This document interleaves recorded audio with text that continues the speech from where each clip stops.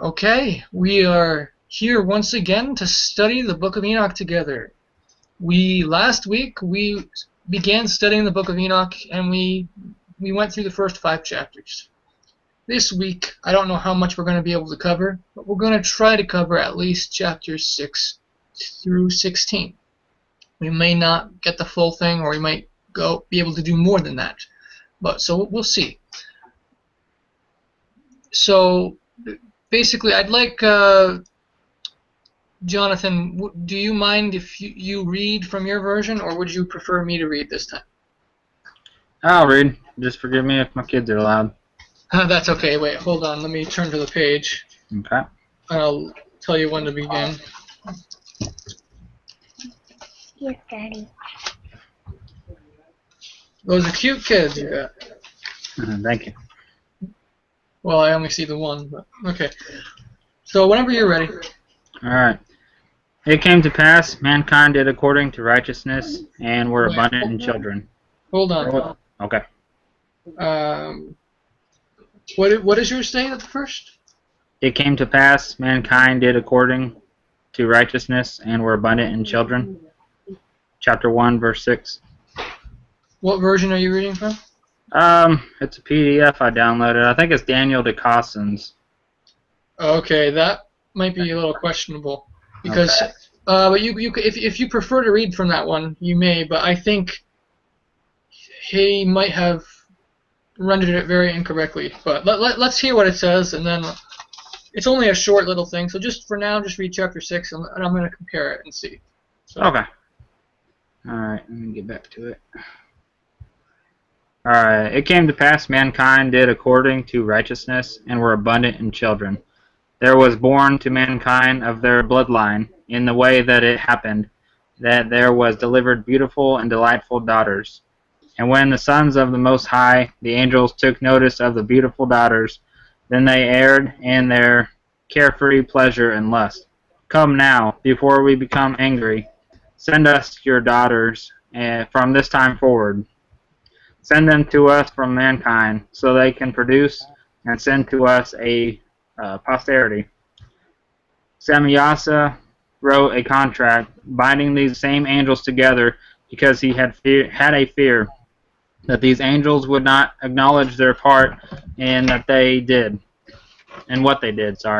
and deny falsely of their participation. He lifted his voice concerning this, so that afterwards he alone would not be answerable for their deviousness.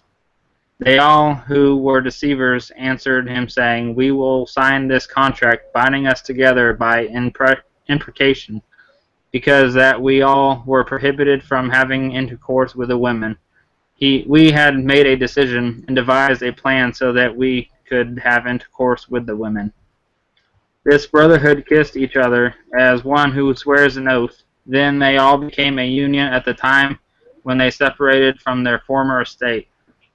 When they noticed the women had decided to take 200 women for each of them, the wives altogether were forced to be devoted to destruction. This is how it was in the days of Jared. They all came down toward Mount Hermon into their cabins of cursings, which they themselves dominated, namely those who swore an oath to pay attention to their women. This large quantity of women whom you caused over time to be devoted to destruction as you lived with them transitioned into this state. As you caused them to dwell with you, they became desolate. Samiyasa was the first who fell down and was the leader there, and after him appeared the second, Artukpa, who sat opposite to him and was the devoted one to Samiyasa. When Ramtel, who sat opposite of him, was the third, and then Kokavel, who sat opposite to him, was fourth. Then Tamiel, who sat opposite to him, was fifth. Then Remiel, who sat opposite to him, was sixth. Then Daniel, who sat opposite to him, was seventh. Then Zachiel, who sat opposite to him, was eighth. Then Barachel, who sat opposite to him, was ninth. Then Iasel, who sat opposite to him, was 10th. Then Harmony, who sat opposite to him, was 11th. Then Matarael, who sat opposite to him, was 12th. Then Ianiel, who sat opposite to him, was 13th. Then Sethiel, who sat opposite to him, was 14th. Then Shemashiel, who sat opposite to him, was 15th. Then Sahariel, who sat opposite to him, was 16th. Lost my place.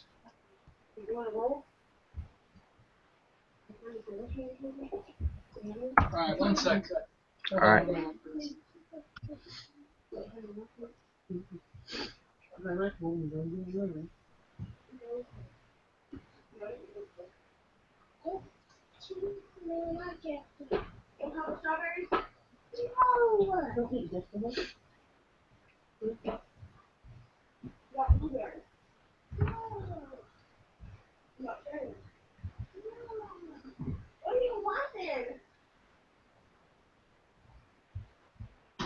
Sorry about that. My apologies. My dad was talking on the phone.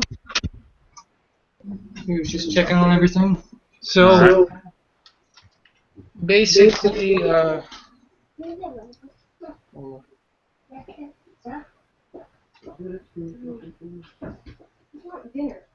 that version.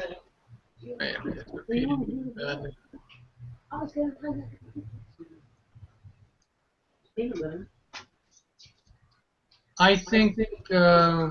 Hold on.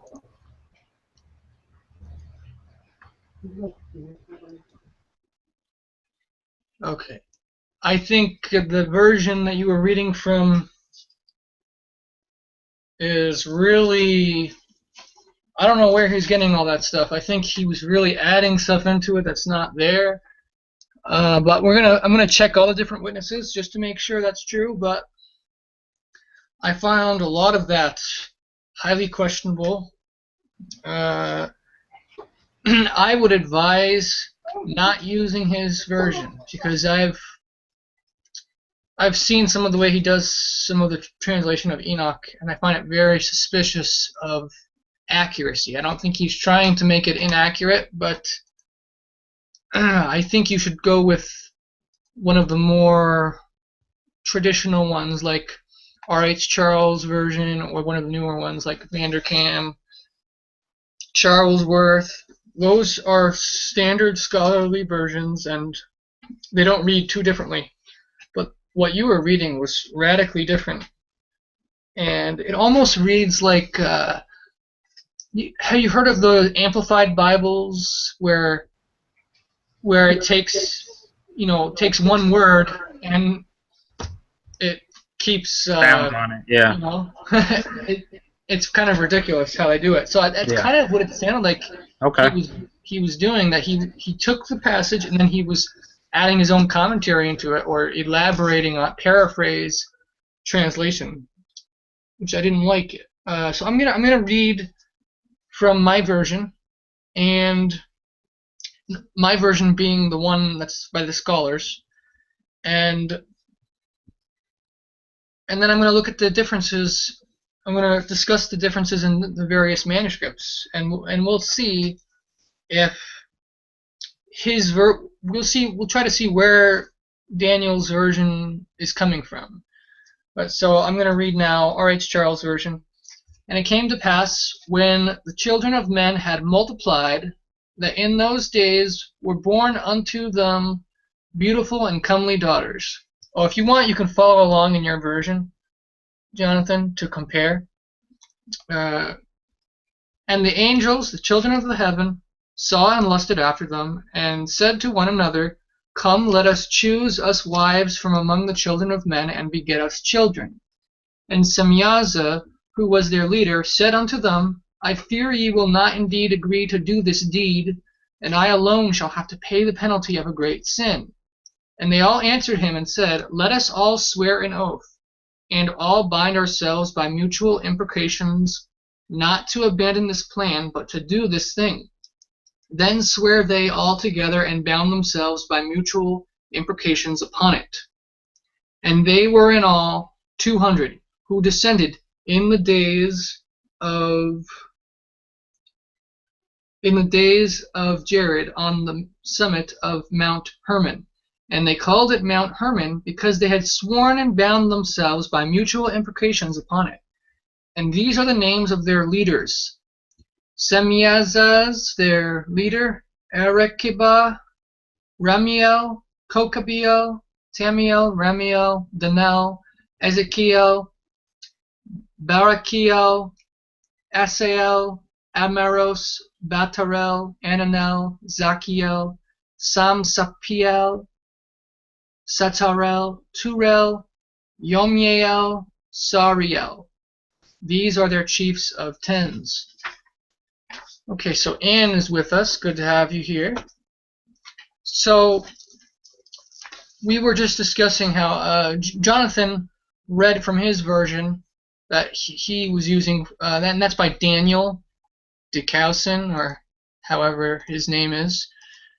But I mentioned how I'm highly skeptical of the accuracy of his version, and so I was reading just now from R.H. Charles, and in the Dead Sea Scrolls was also found copies. The Dead Sea Scrolls was found copies of the Book of Enoch, and there were some fragments found of this chapter that we just read. So let me see if they give us any light on this. So let's see here. 4Q201. We have, okay, column 3. And again, when like I did last week, how I'm going to do this to convey to you guys what was found in the Dead Sea Scrolls and what was not in the Dead Sea Scrolls is I'm going to read it in regular. If what was found in the Dead Sea Scrolls, I'm going to emphasize it. When you'll hear me talk louder and in a strange tone. When I say it like that, you know, okay, that was found in the Dead Sea Scrolls.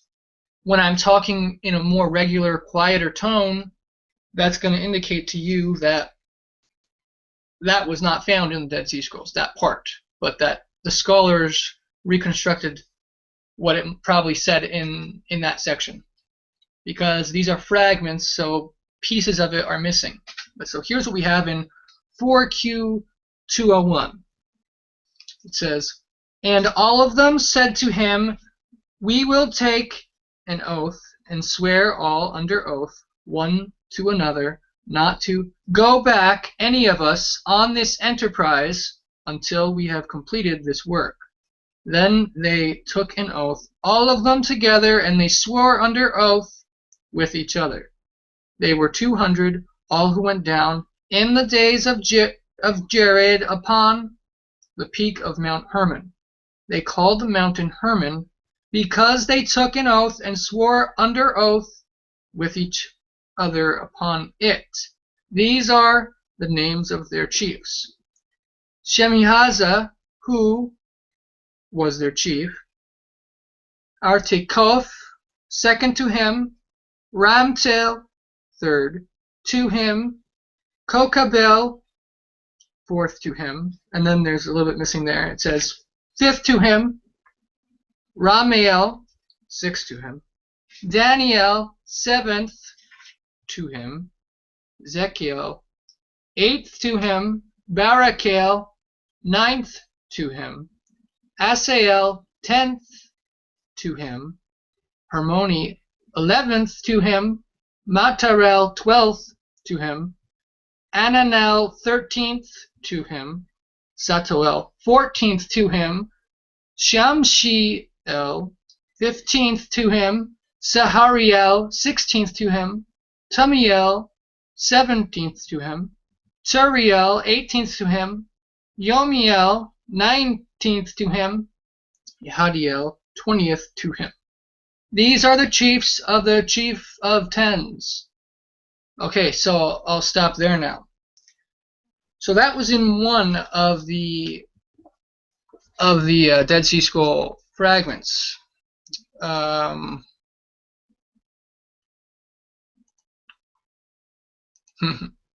It says that there's viewers. There's viewers here, and I think I lost some viewers reading strangely. Oh well, whatever. Um, so first of all, just to say that Dead Sea Scroll fragment corresponds with R.H. Charles very well. It does not seem to correspond with all that extra stuff that Daniel was saying. As I said, Daniel's translation seems more like that Amplified Bible stuff, where it takes the regular text and then amplifies additional thoughts which are similar sounding ideas, but it's not actually stated, but it's stated in context, and so they think, oh, I can add all this stuff and it's fine. But I think that's highly questionable. Like, for example, Jonathan, can you read it again? The part at the end where it talks of not the whole thing, but where it's at the very end where it starts naming off the names of the Watchers. It starts with Semyaz. Can you read a couple of those names, please? All right, it says Semyaza was the first who fell down and was the leader there, and after him appeared the second, Aratugba, who sat opposite to him and was the devoted one to Semyaza. Then Rabtail, who sat opposite to him, was the third, and then Kokavel, who sat opposite to him, was the fourth. Okay, I'll stop there. So right there, we see here who sat opposite to him. He puts who sat opposite to him. In the Dead Sea Scrolls, which I trust more than anything, what we see it doesn't say opposite to him. It says let's see here. It says Artikov second to him, Ramtael third to him, and it goes like that, to him, fourth to him, fifth to him. And what did yours say again? It said sat opposite to him.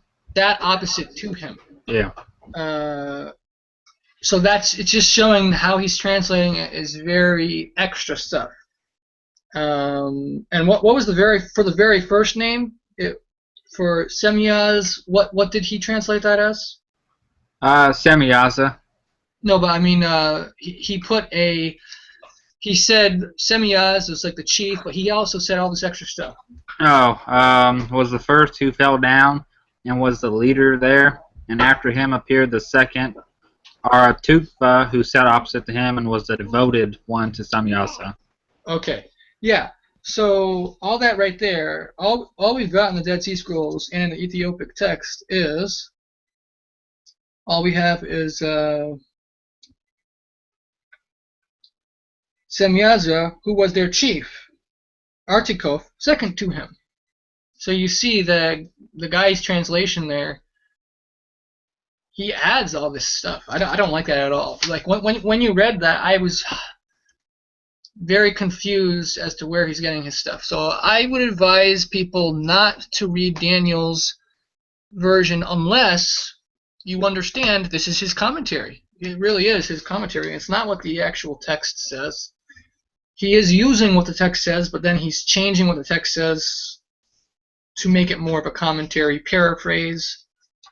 So I don't like that especially if he's not advertising it as that. If he's advertising it that, then okay. But I think he's advertising it as a translation, and I don't think that's good. Before I'm going to read some other Dead Sea Scroll fragments, but first, I want to talk about these Watchers' names. But so Danny, just to fill you in, Jonathan read for us from Daniel's translation, Daniel de Carlson, but his translation we have been looking at, comparing the differences, and we're seeing that his translation is very questionable. It doesn't match the Dead Sea Scrolls at all. It seems that he's doing more of an amplified version of the Bible type translation for Enoch. So let's see here. The names I'm doing this off memory right now because I've been through the names before. But so let me see here. The names of these guys were Shemihaza was something like revealing of the name, I think, something like that. My name's revealed or something. Artikov is it's the Aramaic version of what the original Hebrew would have said, and so it's something about the earth. We see later on in Enoch, this watcher is authority over the signs of the earth, and so Artikov is a watcher of the earth, and then Romtail. We see here. I forget what that one means. Kokabel means the stars, because Kokab is in Hebrew star. And he was set over the stars.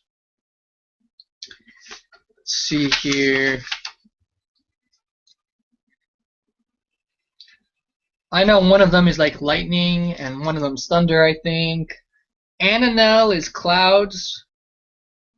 Matarel might be rain, maybe, if I remember correctly. Shamshael is the sun. Shamesh. He's the signs of the sun. Sahariel is the moon, because the moon is Sahar. There's also Tumiel, I don't remember that one. Turiel, I think that's the mountain, or head over the mountains, maybe. Yomiel, that's days, I think. Days. So each of these watchers has a special meaning, and it's their authority over different signs. Okay, like right here it says Shemahaza taught incantations and cutting roots. Hermione taught to undo magic, sorcery, and skills. Barakel taught the signs of the shafts in this translation. Kokabel taught the signs of the stars. Zekiel taught the signs of the lightning. Artikov taught the signs of the earth. Shamshael taught the signs of the sun. Sahariel taught the signs of the moon. So that's what the Enoch says later on in the book. So we do see right here that each watcher has a special access. And I think the reason for that is each watcher was assigned a function, because originally the watchers were righteous, and they were given a task of keep these things secret,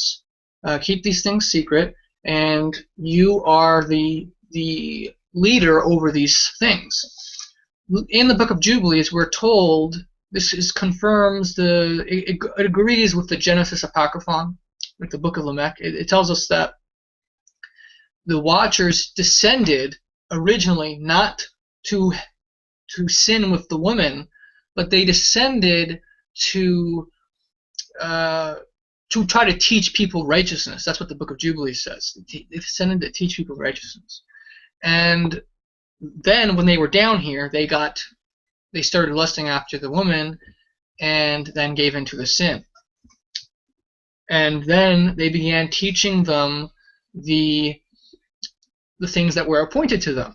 They were originally supposed to be teaching humans righteousness and knowledge. So they actually were supposed to be teaching them knowledge of the proper way of things. But instead of teaching them righteous science, they were teaching them magic science. There's a very different thing there. Science is fine as long as you're not doing it by magic. So the Watchers were originally supposed to be teaching them these mysteries through science. Now, because after they sinned, they decided to start teaching their wives and the humans these mysteries through forbidden magic, and that started creating much wickedness on the earth, because now men were getting prideful having access to magic. And just so you guys know, elsewhere in the book of Enoch, we are told of a dream that Enoch had. And the dream is symbolic of all of history from the beginning to the end. He sees animals, and the animals are supposed to represent different individuals throughout history, through the scriptural history. And he sees one angel in particular, which comes down, and I'm going to read that actually right now from Enoch. I think it's chapter 89. No, not 89. It's 86. Okay, so it starts off saying, "And again I saw with mine eyes as I slept, and I saw the heaven above, and behold, a star fell from heaven, and it arose and ate with and pastured amongst those oxen. And after that I saw the large and the black oxen, and behold, they all changed their stalls and pastures and their cattle, and began to live with each other. And again I saw in their vision, and looked towards the heaven, and behold, I saw many stars descend and cast themselves down from heaven to that first star. And they became bulls amongst those cattle, and pastured with them amongst them. And I looked at them, and saw, and behold, they all let out their privy members like horses, and began to cover the cows of the oxen. And they all became pregnant, and bare elephants, camels, and asses. And all the oxen feared them, and were affrighted at them, and began to bite with their teeth, and to devour, and to gore with their horns. And they began moreover to devour those oxen, and behold, all the children of the earth began to tremble and quake before them, and to flee from them." So that first angel, that first watcher, let me make it a little more fun by asking a question. Do any of you guys have an idea who that first watcher, that star that came down, that Enoch saw in his dream, who was that? Can any of you say? You can either say in your in message or.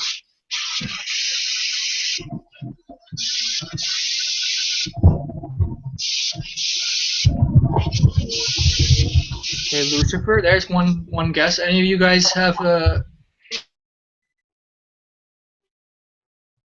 Okay, Satan. Anyone else have anything, or you're not sure? I'm just not sure. Okay. So basically, according to what? Was someone trying to say something? I'm not sure. Okay, so I muted you for a second, Danny. Basically, who this is Azazel, which is not Satan. It's actually different from Satan, because according to the Book of Enoch, Azazel was the one who who was the primary cause of people's sins. And then what happened? Azazel was bound into prison long ago. So if Azazel was Satan, as many people, I used to think this, but then I realized, no, wait, Enoch is saying it's not. Because Satan is still here. He's not bound. He never was bound into prison. It says that he's going to be bound at the end of during the millennial kingdom for the 1,000 years. That's when he's going to be bound. Satan will be bound at that time. But Azazel, according to Enoch, was bound right before the flood happened. We see in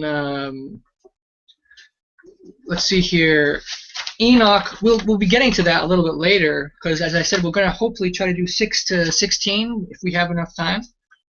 A little bit later in Enoch, from what we'll be reading, it says in Enoch chapter 10, "And again the Lord said to Raphael, Bind Azazel hand and foot, and cast him into the darkness, and make an opening in the desert, which is in Dudael, and cast him therein, and place upon him rough and jagged rocks, and cover him with darkness, and let him abide there forever, and cover his face, that he may not see light. And on the day of the great judgment he shall be cast into the fire, and heal the earth which the angels have corrupted, and proclaim the healing of the earth, that they may heal the plague, and that all the children of men may not perish, through all the secret things that the watchers have disclosed and have taught their sons. And the whole earth has been corrupted through the works that were taught by Azazel. To him ascribe all sin. And to Gabriel said the Lord, proceed against the bastards and reprobates, and against the children of fornication, and destroy the children of fornication and the children of the watchers from amongst men, and cause them to go forth. Send them one against the other, that they may destroy each other in battle. For length of days shall they not have, and no request that they make of thee shall be granted unto their fathers on their behalf. For they hope to live in eternal life, and that each one of them will live 500 years. And the Lord said to Michael, go, bind Semyaza and his associates, who have united themselves with women, so as to have defiled themselves with them in all their uncleanness. And when their sons have slain one another, and they have seen the destruction of their beloved ones, bind them fast for 70 generations in the valleys of the earth, till the day of their judgment and of their consummation, till the judgment that is forever and ever is consummated. In those days they shall be led off, not let off, led off to the abyss of fire, and to the torment and the prison in which they shall be confined forever. And whosoever shall be condemned and destroyed will from thenceforth be bound together with them to the end of all generations, and destroy all the spirits of the reprobates and the children of the watchers, because they have wronged mankind. Destroy all wrong from the face of the earth, and let every evil work come to an end. And let the plan of righteousness and truth appear, and it shall prove a blessing. The works of righteousness and truth shall be planted in truth and joy forevermore. So it keeps going, but that's the end of that chapter right there. So we see so that I read that because now I'm going to read on in Enoch's dream. Enoch's dream corresponds with what I just read in Enoch chapter 10. And it says in Enoch chapter 87, I'm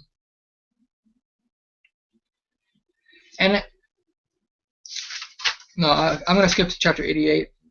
And I saw one of those four who had come forth first, and he seized that first star which had fallen from the heaven, and bound it hand and foot, and cast it into an abyss. Now that abyss was narrow and deep, and horrible and dark. And one of them drew a sword, and gave it to those elephants and camels and asses. Then they began to smite each other, and the whole earth quaked because of them. And as I was beholding in the vision, lo, one of those four who had come forth stoned from heaven, and gathered and took all the great stars, whose privy members were like those of horses, and bound them all hand and foot, and cast them in an abyss of the earth.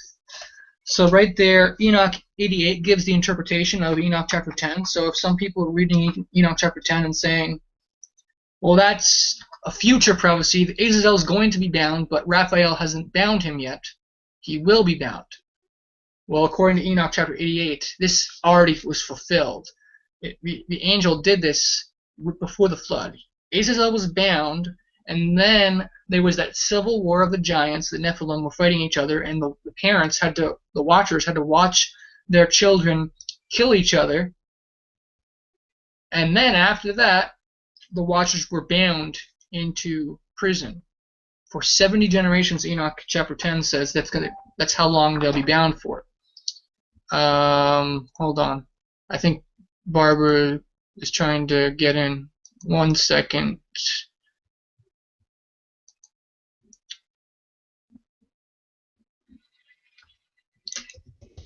Okay, people are trying to get in. We'll see. Hopefully they'll be able to. So this is very powerful evidence, if we accept Enoch as scripture, which I do, that Azazel is not Satan. And so what do we see, though, in Enoch chapter 86? What did we see? That the angel came down, and what happened? They were living together. The humans were living together. They weren't, Azazel was not mixing with them. What he was doing was teaching them righteousness. What we see is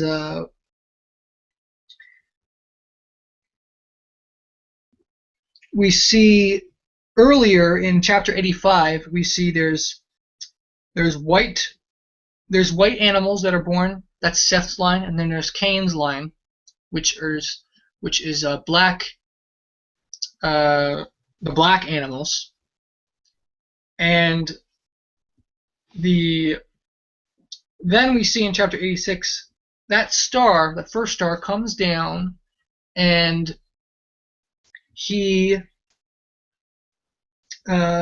it says, "It arose and ate and pastured amongst those oxen. And after that I saw the large and the black oxen, and behold, they all changed their stalls and pastures and their cattle, and began to live with each other."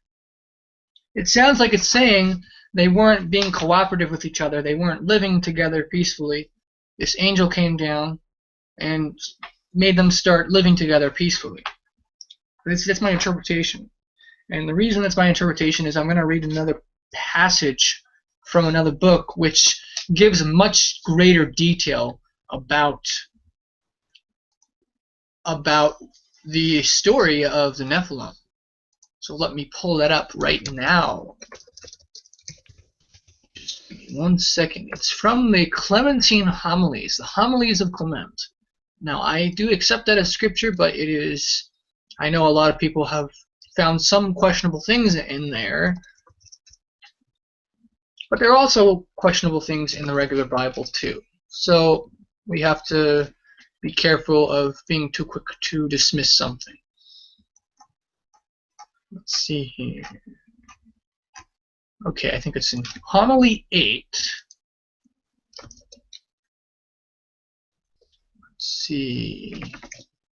Okay, so here's what Peter, the Apostle Peter, says in the Homily of Clement.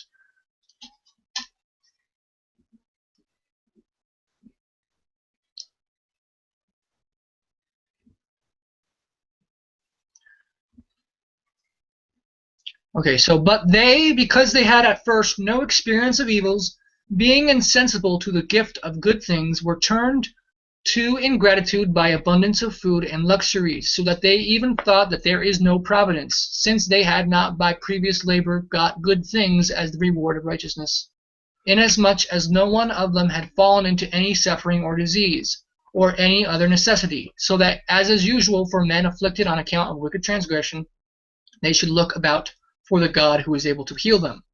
But immediately after their despite, which proceeded from fearlessness and secure luxury, a certain just punishment met them, as following from a certain arranged harmony, removing from them good things as having hurt them, and introducing evil things instead as advantageous. For of the spirits who inhabit the heaven, the angels who dwell in the lowest region, being grieved at the ingratitude of men to God, asked that they might come into the life of men, that, really becoming men, by more intercourse they might, intercourse meaning discussion with people, they might convict those who had acted ungratefully towards him, and might subject everyone to adequate punishment. When therefore their petition was granted, they metamorphosed themselves into every nature, for being of a more godlike substance, they are able easily to assume any form. So they became precious stones, and goodly pearl, and the most beauteous purple, and choice gold, and all matter that is held in most esteem. And they fell into the hands of some, and into the bosoms of others, and suffered themselves to be stolen by them. They also changed themselves into beasts and reptiles, and fishes and birds, and into whatsoever they pleased. These things also the poets among yourselves, by reason of fearlessness, sing as they befell, attributing to one the many and diverse doings of all. But when, having assumed these forms, they convicted as covetous those who stole them, and changed themselves into the nature of men, in order that, living holily and showing the possibility of so living, they might subject the ungrateful to punishment. Yet having become in all respects men, they also partook of human lust, and being brought under its subjection, they fell into cohabitation with women, and being involved with them, and sunk in defilement, and altogether emptied of their first power, were unable to turn back to the first purity of their proper nature. Their members turned away from their fiery substance. For the fire itself, being extinguished by the weight of lust, and changed into flesh, they trode the impious path downward. For they themselves, being fettered with the bonds of flesh, were constrained and strongly bound. Wherefore they have no more been able to ascend into the heavens. For after the intercourse, being asked to show what they were before, and being no longer able to do so, on account of their being unable to do anything else after their defilement, yet wishing to please their mistresses, instead of themselves, they showed the bowels of the earth. I mean the choice metals, gold, brass, silver, iron, and the like, with all the most precious stones, and along with these charmed stones they delivered the arts of the things pertaining to each, and imparted the discovery of magic, and taught astronomy, and the powers of roots, and whatever was impossible to be found out by the human mind, also the melting of gold and silver, and the like, and the various dyeing of garments. And all things, in short, which are for the adornment and delight of women, are the discoveries of these demons bound in flesh. But from their unhallowed intercourse spurious men sprang, much greater in stature than ordinary men, whom they afterwards called giants, not those dragon-footed giants who waged war against God, as those blasphemous myths of the Greeks do sing, but wild in manners and greater than men in size, inasmuch as they were sprung of angels, yet less than angels, as they were born of woman. Therefore God, knowing that they were barbarized to brutality, and that the world was not sufficient to satisfy them, for it was created according to the proportion of men and human use, that they might not through want of food turn contrary to nature to the eating of animals, and yet seem to be blameless, as having ventured upon this through necessity. The Almighty God rained manna upon them, suited to their various tastes, and they enjoyed all that they would. But they, on account of their bastard nature, not being pleased with purity of food, longed only after the taste of blood. Wherefore they first tasted blood. And the men who were with them there for the first time were eager to do the like. Thus, although we are born neither good nor bad, we become one or the other, and having formed habits, we are with difficulty drawn from them. But when irrational animals fell short, these bastard men tasted also human flesh, for it was not a long step to the consumption of flesh like their own, having first tasted it in other forms. But by the shedding of much blood, the pure air being defiled with impure vapor, and sickening those who breathed it, rendered them liable to diseases, so that thenceforth men died prematurely. But the earth being by these means greatly defiled, these first teemed with poison, darting, and deadly creatures. All things, therefore, going from bad to worse, on account of these brutal demons, God wished to cast them away like an evil leaven, lest each generation from a wicked seed, being like to that before it, and equally impious, should empty the world to come of saved men. And for this purpose, having warned a certain righteous man with his 3 sons, together with their wives and their children, to save themselves in an ark, he sent a deluge of water, that all being destroyed, the purified world might be handed over to him who was saved in the ark, in order to a second beginning of life. And thus it came to pass. Since therefore the souls of the deceased giants were greater than human souls, inasmuch as they also excelled their bodies, they, as being a new race, were called also by a new name. And to those who survived in the world, a law was prescribed of God through an angel, how they should live. For being bastards in race of the fire of angels and the blood of women, and therefore liable to desire a certain race of their own, they were anticipated by a certain righteous law.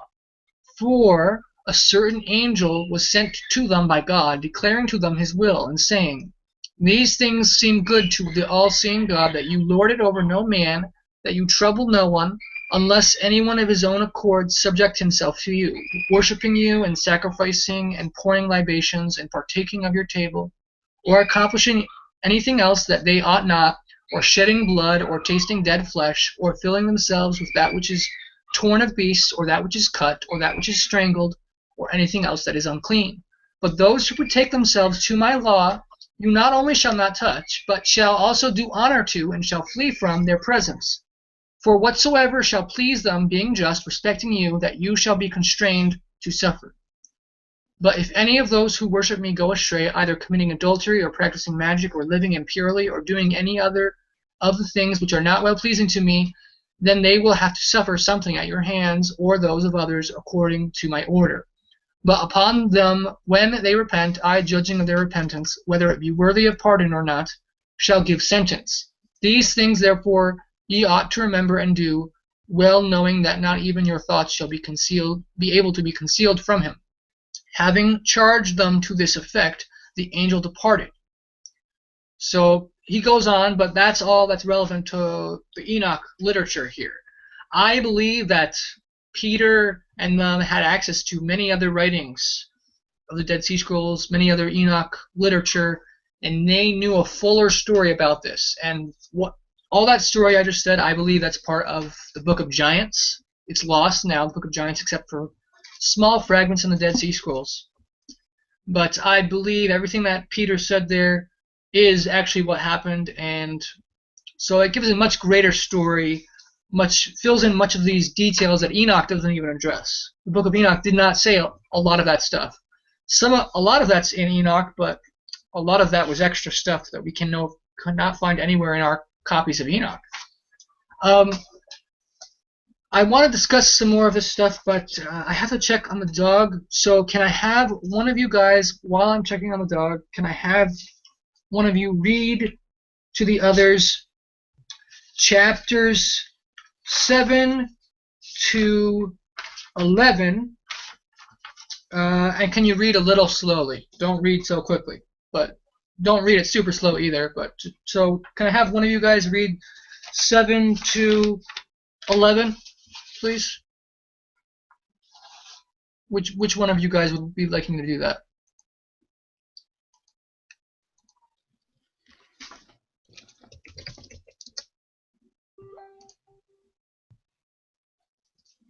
Danny, do you want to, or do one of you others want to? Hold on, I'm getting people. Yeah, I'll read. Okay, awesome. So while you're reading, I'm going to step out of the room, but I'll try to be quick. So please read chapters 7 to 11. Okay. Each of the 200 chose a wife for himself, and they began to go in unto them and to mate with them, and they taught them sorcery and enchantment, and the cutting of roots, and made them acquainted with plants. These women became pregnant and gave birth to great giants, whose height reached up to 3,000 ells. These giants consumed all the food, and when men could no longer sustain them, the giants turned against them and devoured mankind. They also began to sin against birds and beasts and reptiles and fish, and to devour one another's flesh and drink the blood. Then the earth laid accusation against the lawless one. As Azazel taught men to make swords, knives, shields, and armor from the metals of the earth. He taught the women how to see behind them, how to make bracelets, ornaments, and other kinds of jewelry using precious stones, and the beautifying of the eyes with makeup of various colors. This led them astray into fornication and ungodliness, and they became corrupt in all their ways. Yaza taught enchantments and root cutting. Armor Rose taught how to resolve enchantments. Barakel taught astrology. Kokabel taught the constellations.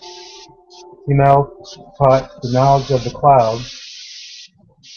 Azradel taught the courses of the moon. As mankind began to perish, they cried out to heaven.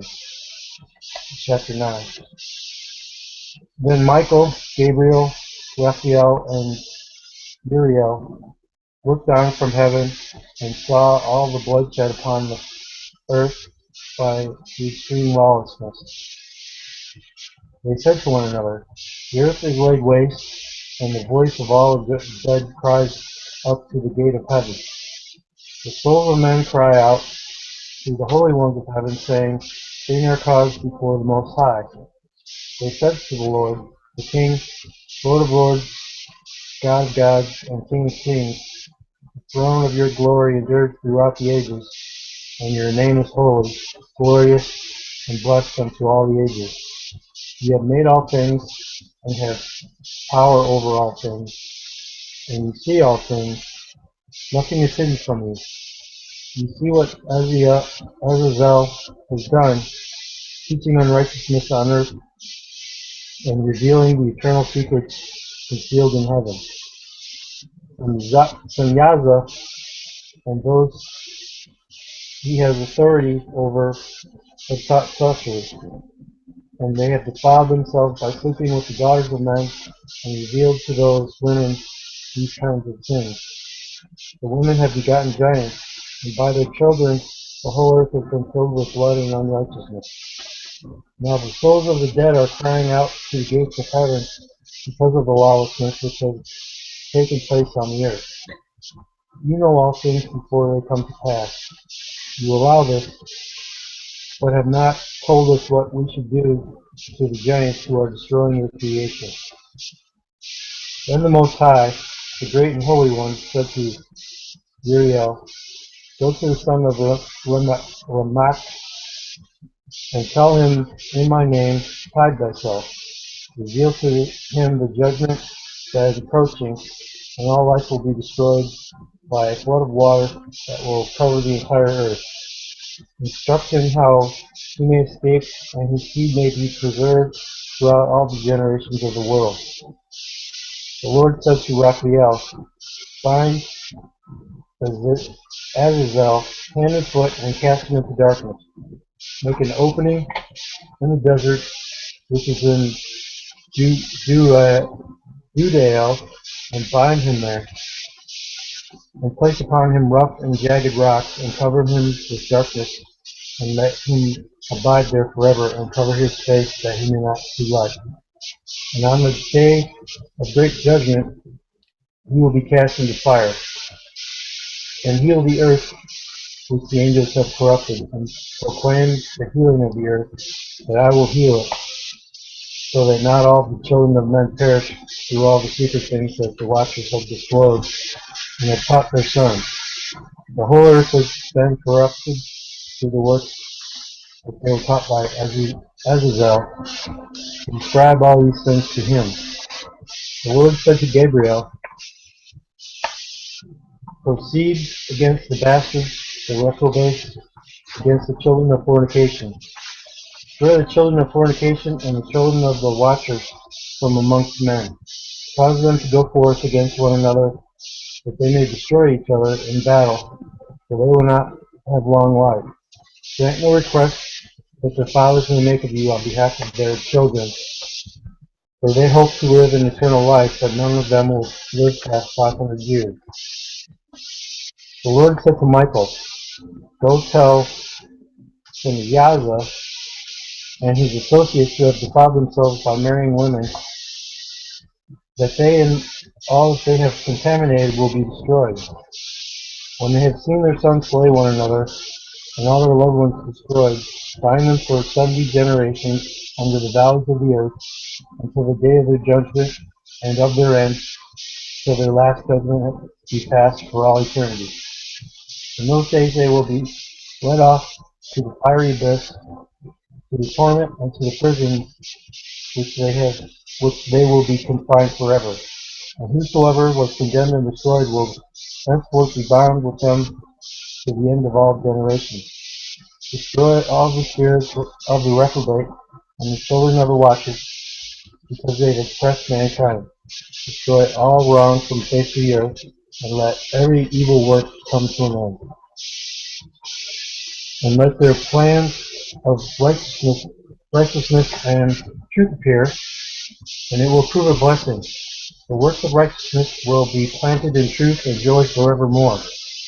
Then will all the righteous escape and live till they could beget 1,000 children. All the days of their youth and old age will they complete in peace.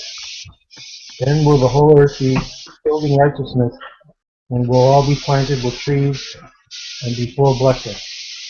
All desirable trees will be planted on it, and they will plant vines on it, and the vines which they plant will yield wine in abundance, and each seed will sown, which seed is sown will bear 1,000, and each measure of olives will yield 10 presses of oil. Cleanse the earth from all oppression, unrighteousness, sin, godlessness, and all the uncleanness that is wrought upon the earth. Destroy it from off the earth. Then all the children of men will become righteous, and the nations will worship me, will praise me, and all will worship me. And the earth will be cleansed from all defilement, sin, punishment, and all torment. I will never again send a flood of water upon it from generation to generation forever.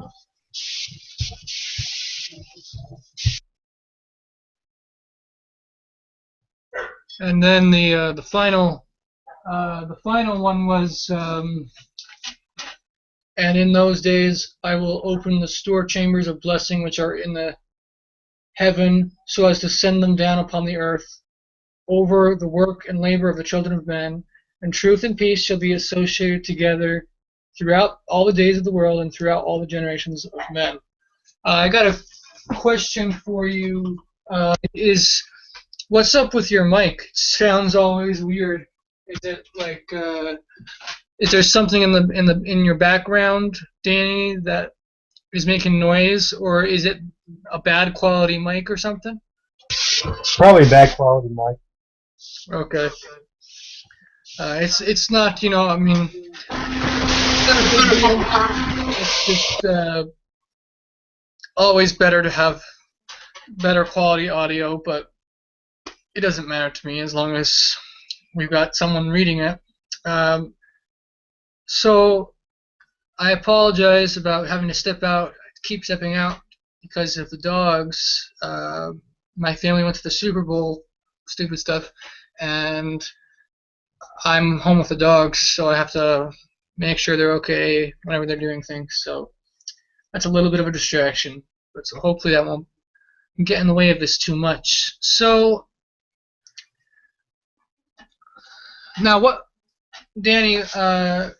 What version was that again that you were reading from?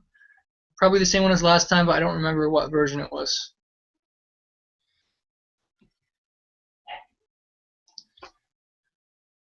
Was it? Let me see. I'm trying to remember. The version you were reading.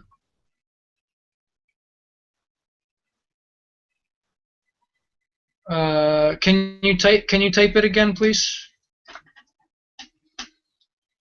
Or maybe he stepped out. I think whatever version that Danny was reading from, I remember last week, it was not too different from Ken Johnson.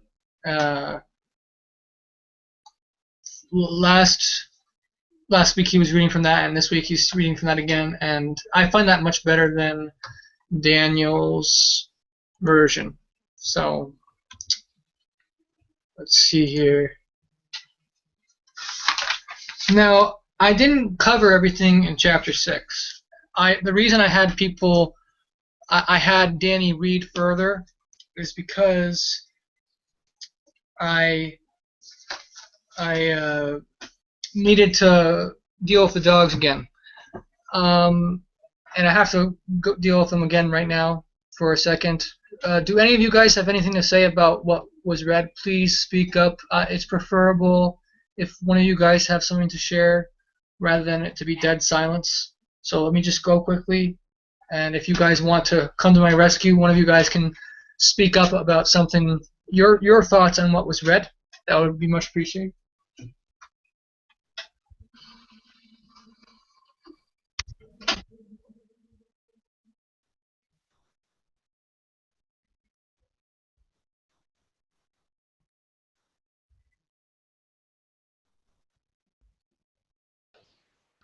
Anybody willing to catch me up on what all's been going on?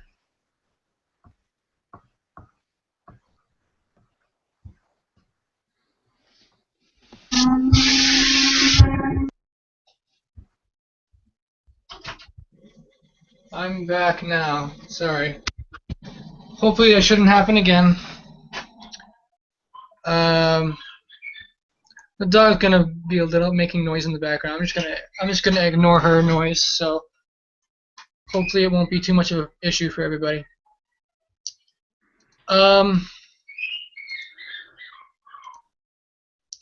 Hold on one second. I'm just gonna see. I wonder if Anne had to go, or if she lost interest. Maybe one of you guys can message Anne on Facebook. If one of you guys can message Anne Brown, and see if she's still intending to participate. So the question you guys are asking here is, can we talk about the fact that they taught us to use herbs? Are you saying, like for instance in Jubilees, Raphael taught us herbs for healing? Is that what you're referring to? Or was there something in the chapters 7 through 11 that mentioned herbs? It was chapter 7? Okay. Let me see chapter 7 again.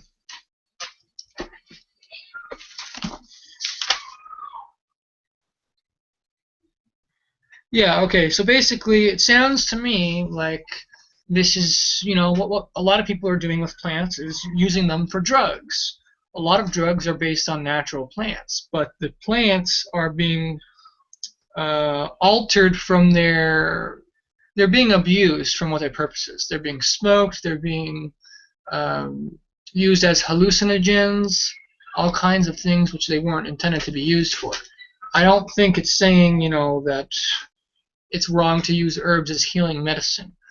So I'll give let me think here. Okay, in Enoch, it says that the fallen angels taught writing, and that they taught in a sinful way. That's like in Enoch 68 or something like that.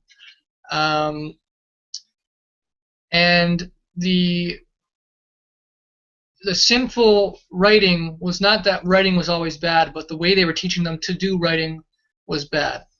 It came from the watchers who had sinned in a sinful way. Enoch, he learned how to write from righteous watchers in a righteous way. So in the same way, herbs, we can learn how to use herbs from wicked teachers or righteous teachers. If we're learning how to use herbs from a wicked teacher, we will use them in a sinful way. If a righteous teacher is teaching us how to use herbs, we will be using them in a righteous way.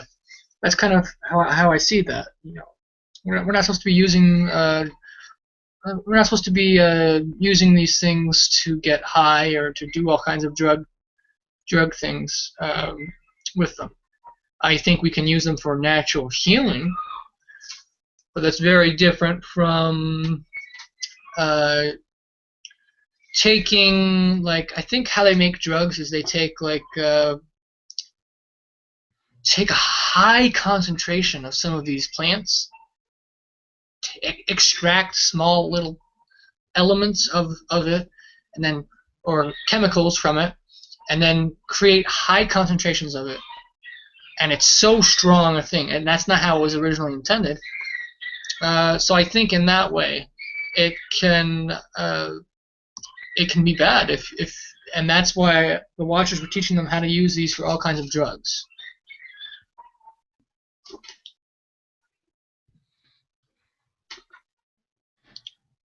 Right. When I say wicked teacher or righteous teacher, I guess the best way to say it is someone who's teaching righteousness and someone who's teaching wickedness. So if someone's teaching healing in a righteous way, it doesn't matter if they're a wicked person, as long as their message is righteous. But it tends to be that wicked people will usually teach something that's not righteous. That's usually what it is. But it's definitely valid for non-believers to have insights into what truly is healing. But most of non-believers will teach these drugs. They're teaching these it's actually magic according to the scriptures. It's sorcery. The word for the drugs in Greek is like pharmaca or something like that. It related to pharmacy, and it means sorcery and refers to drugs, and it's magic. Yeah, witchcraft. And so, right, pharmakia. And so we should not be partaking of those things. But the majority non-believer science is going to tell you that those things are good. You will find some rare exceptions of non-believers who believe in all natural medicine. But that's a minority. It's an exception. It's even a minority among religious people, sadly. But so let's see here.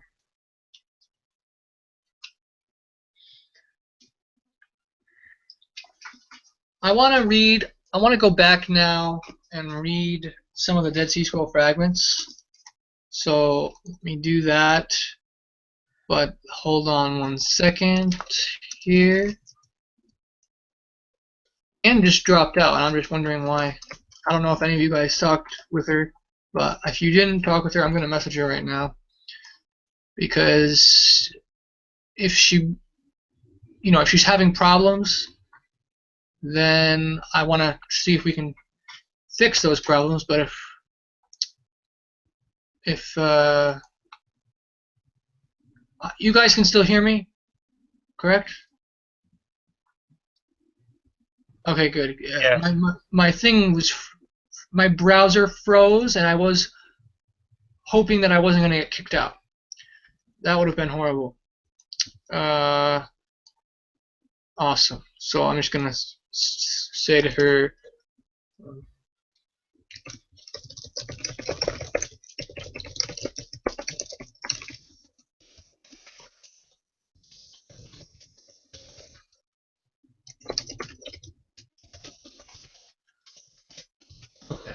so we'll see if she replies or not. But so I'm going to go and continue now, whether or not she comes back. 4Q. Actually, I'm going to continue reading from 4Q201. It's going to be the same way. I'm going to be emphasizing the parts that were from the Dead Sea Scrolls, and then saying regularly the parts that. Can I ask one question real quick? Sure. Do you think that humankind would have done or learned abortion and pharmacy and all that without the Watchmen? Well, it's very hard to say what would have happened because there's all different kinds of possibilities. But let's see here. I think so much of corruption is because of these fallen angels and the Nephilim, the demons, and that if they had not been here, the world would have been a much better place. How much better, though, is unclear. The abortion has been done. I think sometimes animals do abortion. Like, they don't do it obviously in the same way, but abortion it's been being done for a long time, and I think we have the ability to commit murder. Cain did murder. And so there are ways to do abortion without discovering the herbs and stuff like that. If someone was really determined to have an abortion, I apparently, some people argue in support of abortion being legal. They say if it's not legal, then the women are going to do it themselves and use what is it, clothes hangers or something. I think I've heard that once, Yeah. And so if someone's determined enough, they're going to do it. And I'm sure there would have been people who did abortion, but it would have been much less. They would have not known how to do it fully. But we do have the ability to learn things on our own through science.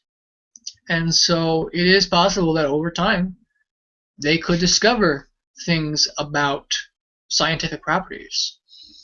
Humans have been learning through a long time. They've been guided by angels, I'm sure, fallen angels.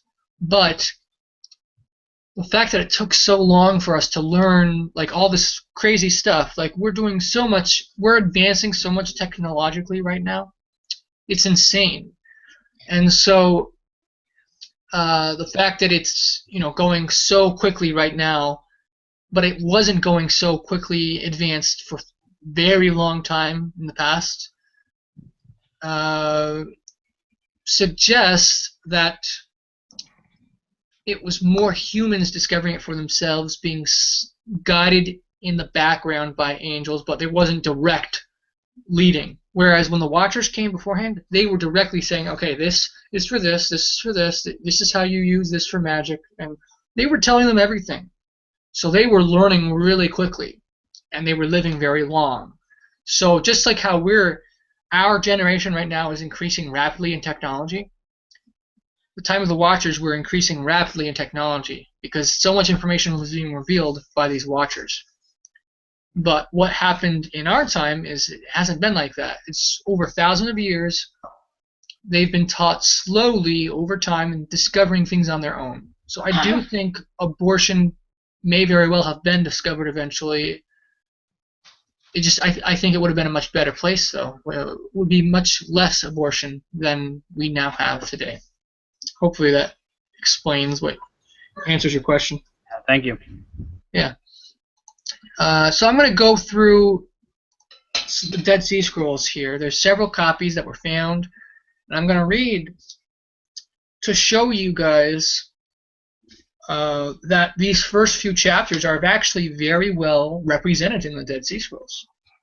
So continuing where I left off in the Dead Sea Scrolls earlier, it says,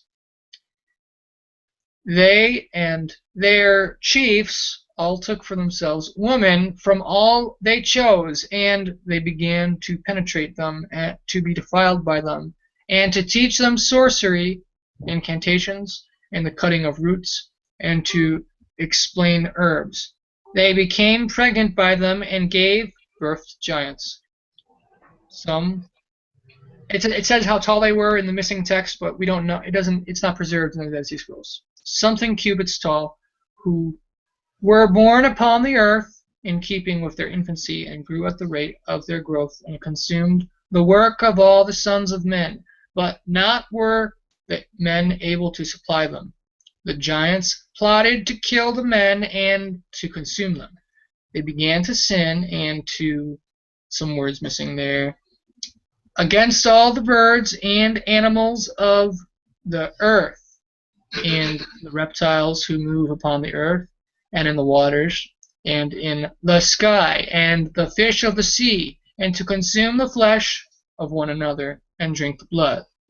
Then there's the rest of that column is missing, and it starts up in the next column, column 4. And it says, hold on one second. So column 4 then goes and says, Shemahaza, this is Enoch 8, verse 3. Shemahaza taught incantations and to cut roots. Hermione taught to undo magic. Sorcery, magic, and skills. Barakel taught the signs of the shafts. Kokabel taught the signs of the stars. Zekiel taught the signs of the lightning. Artikov taught the signs of the earth. Shamshael taught the signs of the sun. Sahariel taught the signs of the moon. And all began to reveal secrets to their wives, and because of this doing, men expired from the earth, and the outcry went right up to the heaven. Then Michael, Sariel, Raphael, Gabriel gazed from the sanctuaries of the heavens to the earth, and saw much blood poured upon the earth, and all the earth was filled with wickedness, and violence perpetrated upon it. Hearing this, the 4 of them went and said to themselves that the outcry and the wail for the destruction of the sons of the earth went right up to the gates of heaven. And they said to the holy ones of heaven, "It is now to you, holy ones of heaven, to whom the souls of the sons of men appeal, saying," the rest of that column is gone. Then there's two more columns to this one, but there's not a lot preserved on either of these columns. We have, it starts up in 10 verse 3, teach the just man what he had to do, and the son of Lamech to save his soul for life and to escape forever. And from him a plant will be planted, and all the generations of the worlds will be founded. He said to Raphael, "Go then, Raphael, and bind Israel hand and foot, and hurl him into darkness." The rest of that column is missing. And then we have column 6, the final column of this fragment, or this scroll that was found. It starts in 10:21. It says, "And all the sons of men will become just, and all of them will worship me. Every nation will bless me and prostrate itself. The whole earth will be cleansed of all defilement and all impurity. And I shall not again send upon them either anger or punishment for all the generations of the world.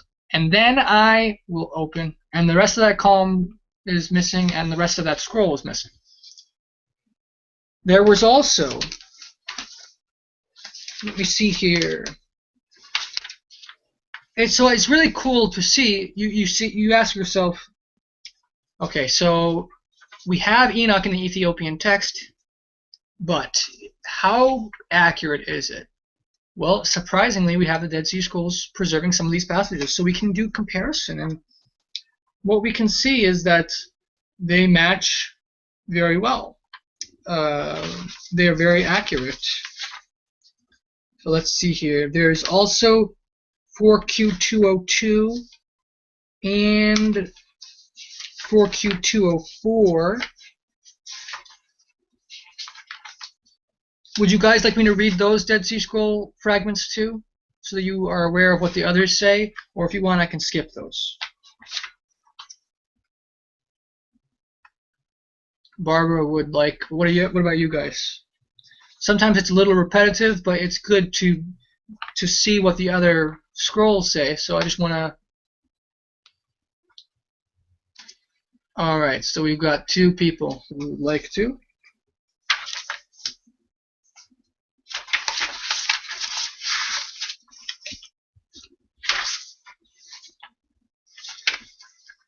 All right. So, all right. Sounds good. Let me start now. All right, so now at 4Q202, it reads,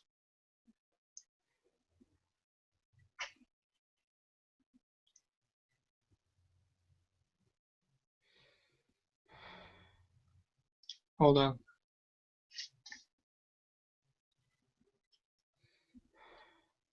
Okay. It happened that when, in those days, the sons of men increased, pretty and attractive daughters were born to them. The watchers, sons of the sky, saw them and lusted for them, and said to each other, "Let's go and choose out women from among the daughters of men and sire for ourselves sons." However, Shemhaza, who was their chief, said to them, "I am afraid you do not want to carry out this deed, and I alone will be guilty of a great sin." They replied, and all said to him, "Let us all take an oath, and all swear under oath to each other not to go back on this counsel until we have performed this deed." And then a lot of lines are missing, and starts up in the list of the watchers' names. So it's Ananel, 13th to him, Satael, 14th to him, Shemshael, 15th to him, Sahariel, 16th to him, Tuamiel, 17th to him, Yomiel. Here's something interesting, is that apparently in the fragment, hold on, let me see this. Okay, in the fragment, the scribe accidentally wrote the wrong name in this, and then the scribe erased it, according to what I see here, what it tells me. So they wrote out the name, because the scribes make mistakes sometimes. They're humans. So in the copies of the Dead Sea Scrolls, we see lots of times the scribes sometimes make mistakes and then correct their mistakes. So he started writing out Yomiel, but then realized, oh no, that's not right. Scratches it out. It says Turiel, 18th to him, Yomiel, 19th to him, Yahadiel, 20th to him. They are the chiefs of tens. Those and their chiefs all took for themselves women, choosing from all they chose. And they began to penetrate them and be defiled by them, and teach them sorcery, incantations, and the cuttings of roots, and to explain herbs. They became pregnant by them and gave birth to giants. Some, and then again it says the cubits. We don't know how much cubits it was, who were born upon the earth in keeping with their infancy, and grew at the rate of their growth, and consumed the labor of all the sons of men, without the men being able to supply them. The giants plotted to kill the men and to consume them, and they began to sin and to, there's some missing thing there, against all the birds and animals of the earth, and the reptiles which move upon the earth and in the sea, and in the skies, and the fish of the sea, and for some to consume the flesh of the others, and drink the blood. Then the earth denounced the wicked for all that had been done on it. Asael taught men to manufacture swords of iron and breastplates of copper, and showed them what is dug up, and how they could work the gold to fashion it ready.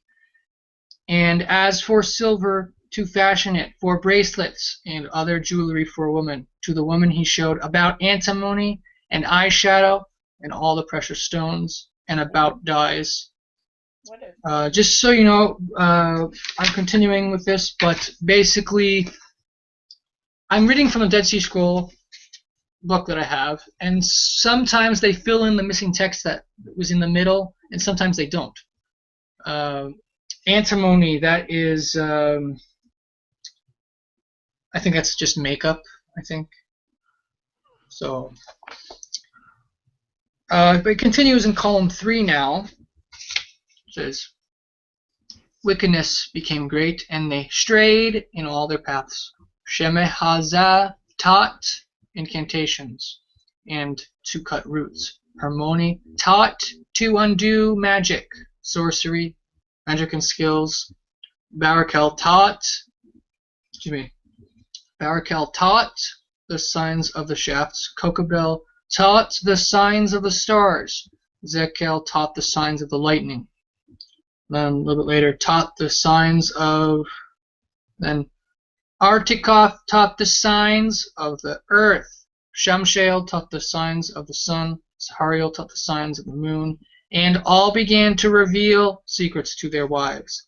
And because of this doing, men expired from the earth, and the outcry went right up to the heaven. Then Michael, Sariel, Raphael, and Gabriel gazed from the sanctuaries of the heavens to the earth, and saw much blood poured upon the earth, and all the earth was filled with wickedness and violence perpetrated upon it. Hearing this, the 4 of them went and said to themselves that the outcry and the wail for the destruction of the sons of the earth went right up to the gates of heaven. And they said to the holy ones of heaven, it is now to you, holy ones of heaven, to whom the souls of the sons of men appeal, saying, take our case in front of the Most High, and our destruction in front of the majestic glory, and in front of the Lord of all the lords in respect of majesty. Raphael and Michael, Sariel and Gabriel went and said in front of the Lord of the world, you are our great Lord.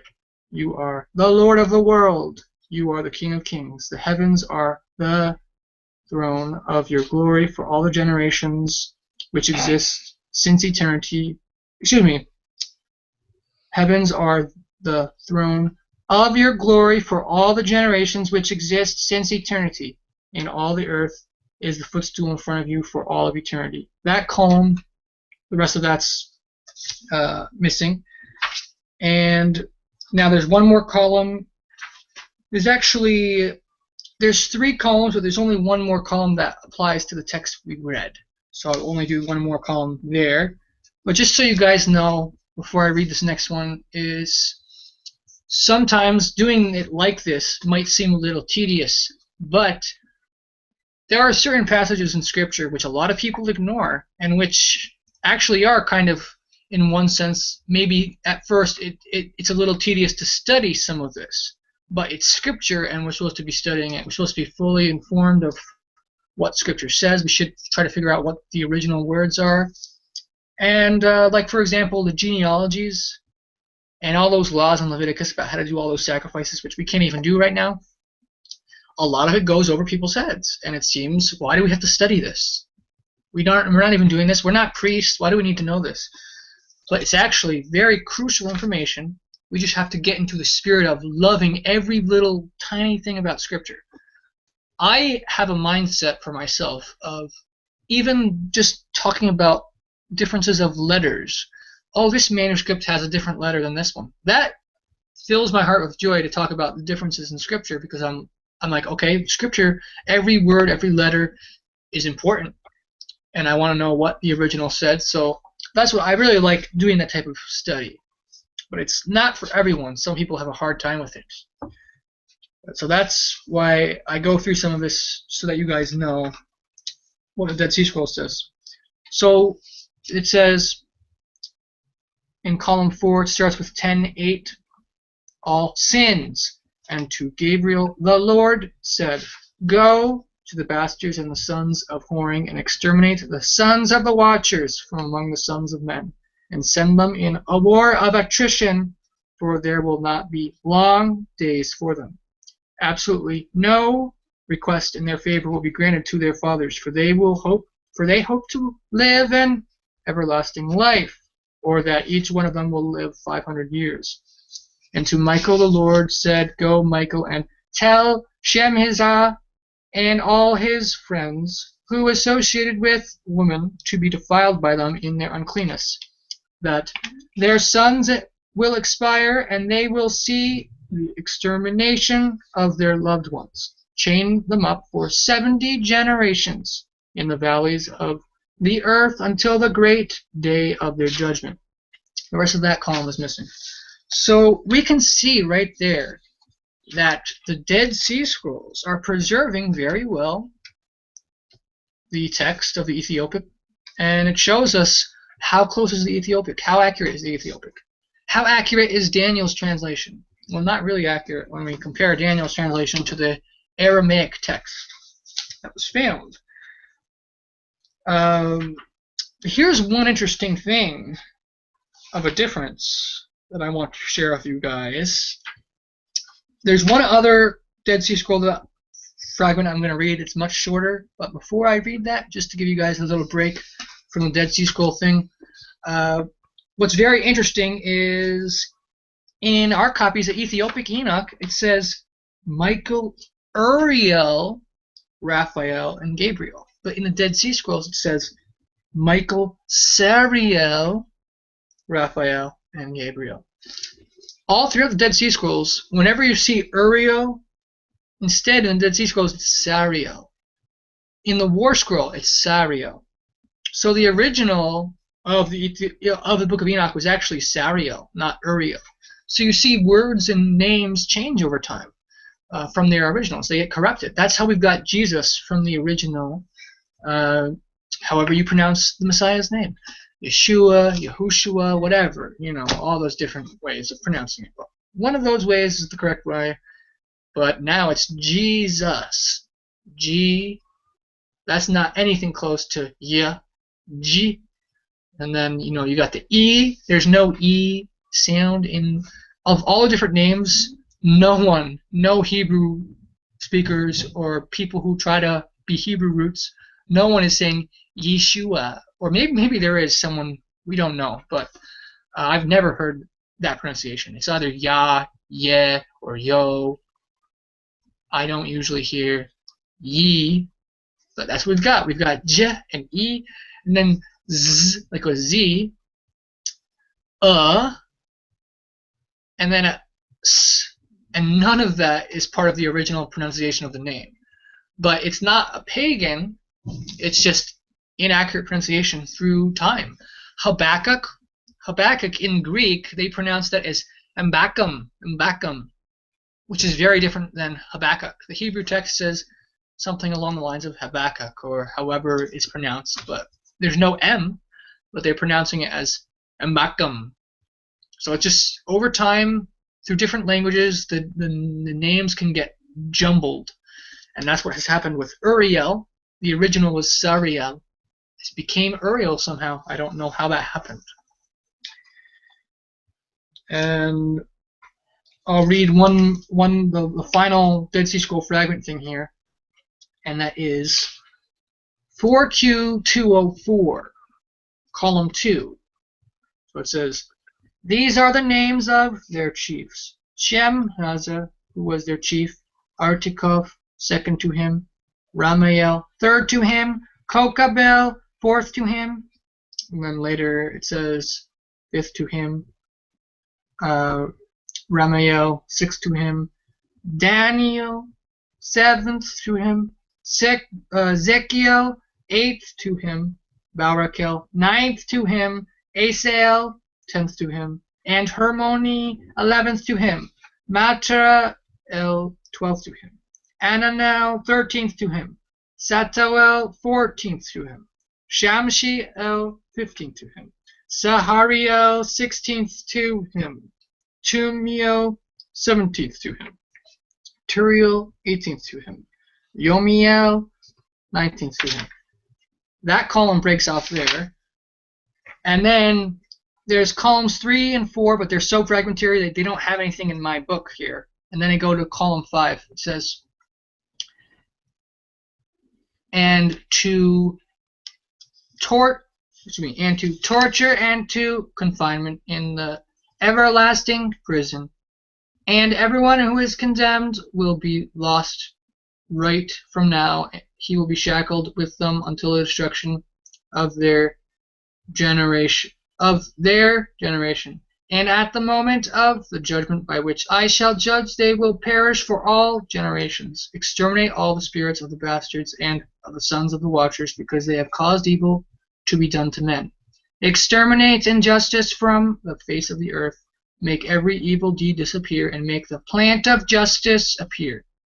It will be a blessing, and the deeds of justice will be planted in enjoyment forever. At that time, all the just will escape, and they will live until they sire thousands. All the days of your youth and of your old age will be completed in peace.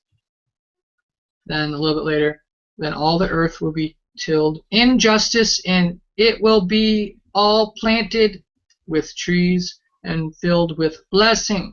All the trees of the earth which they wish for will be planted in it, and in it they will plant vines, and each vine which will be planted in it will yield 1,000 amphoras of wine, and each seed sown in it will yield 1,000 seahs for every seah. And then the rest of the fragment, it starts up a little bit later, but it starts up in chapter 12, and we only did up to chapter 11, so I'll stop there for now. So, Barbara, you said we actually went through some of the names earlier of the different meanings. I didn't remember all the names, but I remembered some of the names. So I mentioned how some of them, like Shemshael, that's the sun, Sahariel, the moon, and the El refers to God. And so Arakiel means the earth. Ezekiel was the lightning. And Kokabel was stars. So the names have meanings in relation to the parts of nature that they were appointed over, and those are their names appointed by God to those watchers. So now that I've read through those Dead Sea Scrolls, I'm going to share. I'll be sharing some more information about what we read But before I do that, do any of you guys have some thoughts to share about these chapters or anything that was read in the Dead Sea Scrolls? Anything you want to say about what we've been reading so far? Please share if you have anything.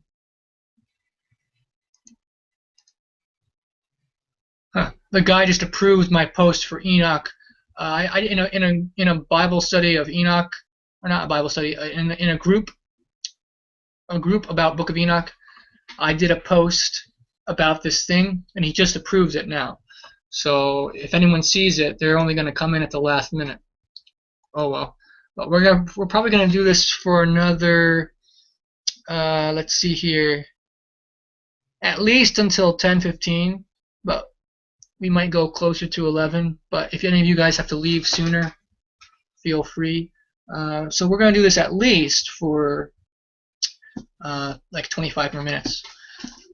So yeah, if any of you guys have anything to say, please share. But otherwise, I'll share some more insights on the texts that we've read.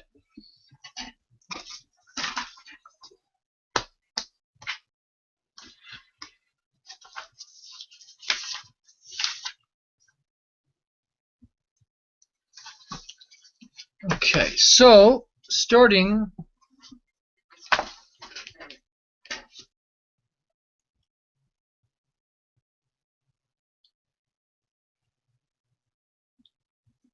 Azazel. So basically, Azazel came down first. He was the main one responsible for so much corruption and causing all sin. But Semyaza was the second one because he was the leader of the 200 watchers. There were 200 that we were told that agreed to do this sin. Not all the watchers rebelled. There were faithful watchers that descended, but who did not join their pact. But 200 of them joined. And so they wanted to have children, and they were lusting after the woman. And just so you guys know, if you make a promise to do a sin, that's not a binding promise. You can break that promise. However, it is possible that if you make I'm not 100% sure on this, but it's possible that if you make a promise, like if you make a binding promise, like in the name of God, and then you break it when you're supposed to break it, excuse me, not when you're supposed to. Yeah, or let me clarify. So let's say you make a vow in the name of God to kill someone. I'm going to murder this person. Well, now you realize, wait a minute, I can't murder. That's wrong. But now you're stuck because if you break your vow, then you're guilty of blaspheming His name. If you keep your vow, you're guilty of murder and blaspheming His name because you use His name to do a wicked thing. So you have to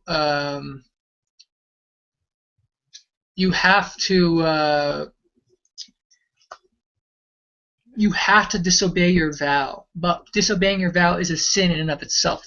So Semyaza wanted to compel them to do this sin with him. He didn't want to do it all on his own. He said, make the vow, and if you do it, then basically you're going to be screwed either way. So do this with me, then I want you guys to, you guys are telling me that you're going to come down with me, but I'm afraid that you're going to change your mind and I'm going to be the only one who's punished. So do this with me. And that's why he forced them to do a vow, because he felt that if other people did it, then he wouldn't be as guilty. If there was 200 of them, then he said, well, we were doing it together. It wasn't all just me. Share the blame. It was kind of warped thinking in his mind. That's what he was thinking. But so, antimony, I'm going to look it up right now because I'm pretty sure it also means something else, but just double checking. Because these words can sometimes have multiple meanings. So let's see here.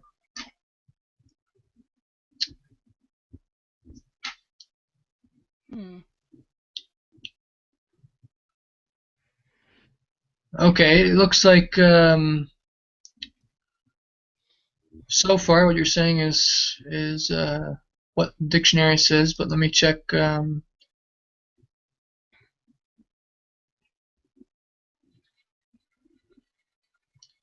Maybe I got confused, but I was pretty sure I saw somewhere else that it meant like makeup or something. But maybe that was just my wrong assumption on it. Let me see what the translation here says.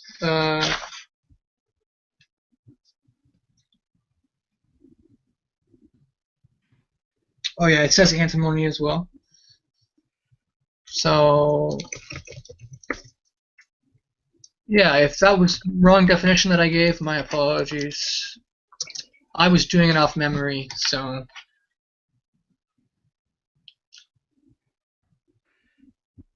I'm looking it up in one dictionary right now just to make sure. But otherwise, it looks like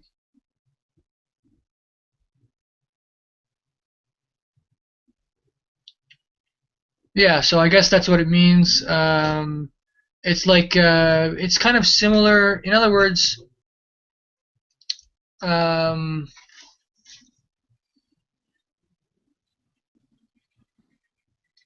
it's like when you use gold and bronze; those are a specific metal. So I guess antimony would be a specific type of metal or element that they were able to make. So sorry about misinformation earlier. And I don't know the color of it. Well, yeah, Sharon, what color was it?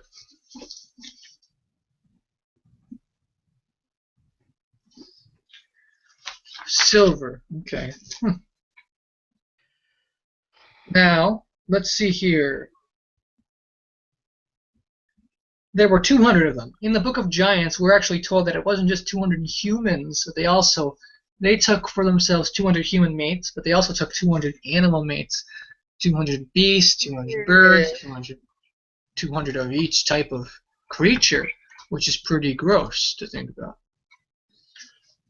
But it's strange that they only took 200.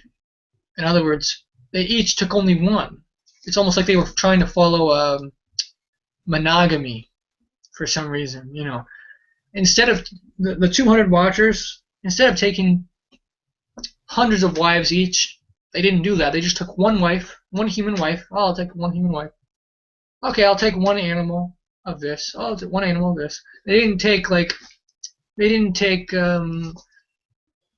5 horses for me, 3 dogs for you. It wasn't like that. It was one of each animal and 200 animals of each and 200 humans. And because they wanted to reproduce their kinds in all different types of special creations, they loved humanity, and they thought it'd be cool to have their own humans for themselves, at their own child. They wanted to be gods, basically, in a sense. And that's and the same thing for animals. You know, they wanted to make their own animals of their own creation. That's kind of how they justified it. And that's how the pagan gods came into origin. These gods were divine beings who were with mortals and gave birth to mixed breeds of half mortal, half divine. Excuse me. And then there's all kinds of hybrid creatures. There's 3 classes in the Book of Jubilees of creatures. There's the Nephil, the Elio, and what was the other one? The Nephil, the Elio, and the... I'm drawing a blank for a second here. The other one was...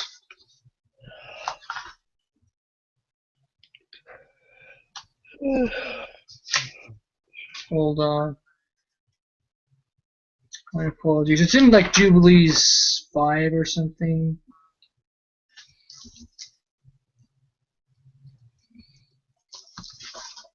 maybe.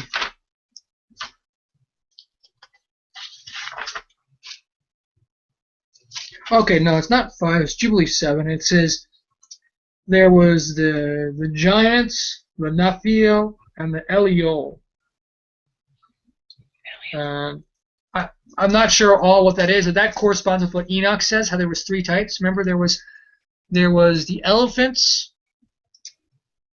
It was the elephants, the asses, and camels. Was it? Oh. Yeah.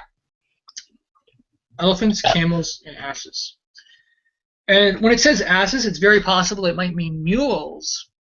It might be mules, maybe, because mules are sterile, remember? So it's possible it means mules. Elephants are gigantic, so a better translation than elephant might be actually mammoths. Might be better to translate it as mammoths in Enoch 86. And camels.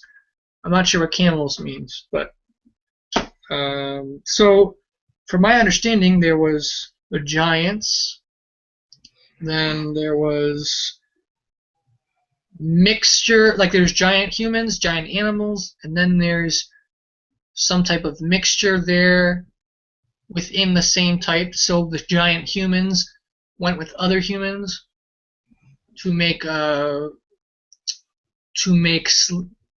it's closer to humans, but it's still giant. And the same thing with animals. And then there was the types which breeded from other, like the other species. So then it became like giant humans sleeping with horses or dogs, and that's creating a horse-man giant 3-way mix and all different kinds of things. That's the third and most corrupt type of all. And there was that, I believe. It was all kinds of stuff. It says in the book of Giants, in the fragments, that one of the giants had the ability to fly. His name was Mahaway, and he could fly. Either he had wings or he used his arms as wings. I don't remember which, but he had abilities, angelic abilities, or perhaps bird-like abilities. He might have been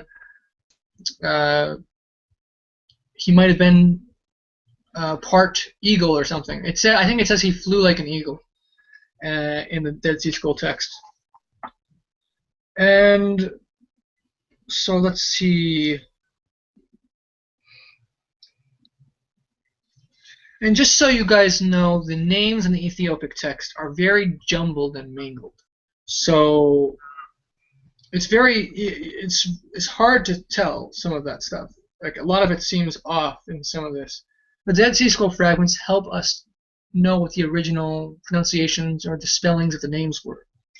It shows that some of the spellings were really close, but some of them were not as close. So it really helps to have those Dead Sea Scrolls. It gives us a picture. Like it says for like for the sun, it was Shemeshiah. So Shemesh, sun, and Ayel. In the Ethiopic, it's Samsepayel. It has a P. There's no P in Shemesh, so something got mixed up along the line there. So there's things like that where we see some errors in the text over time, but a lot of the names are close.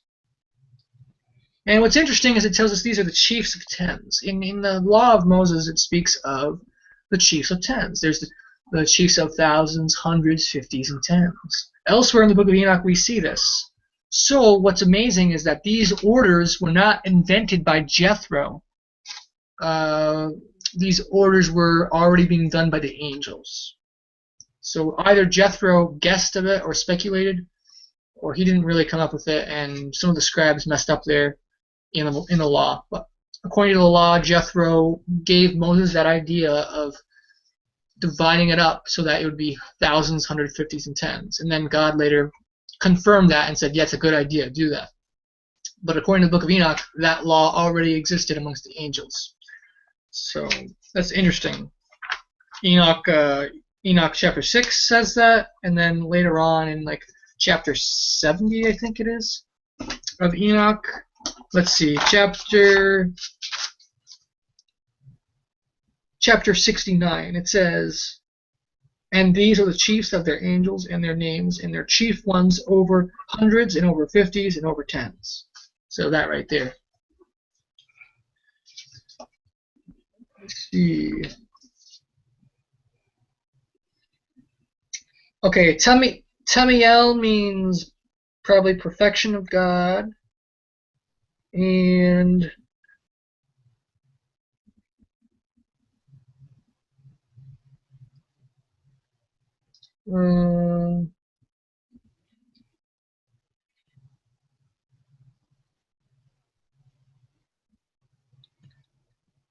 Turil is rock of God.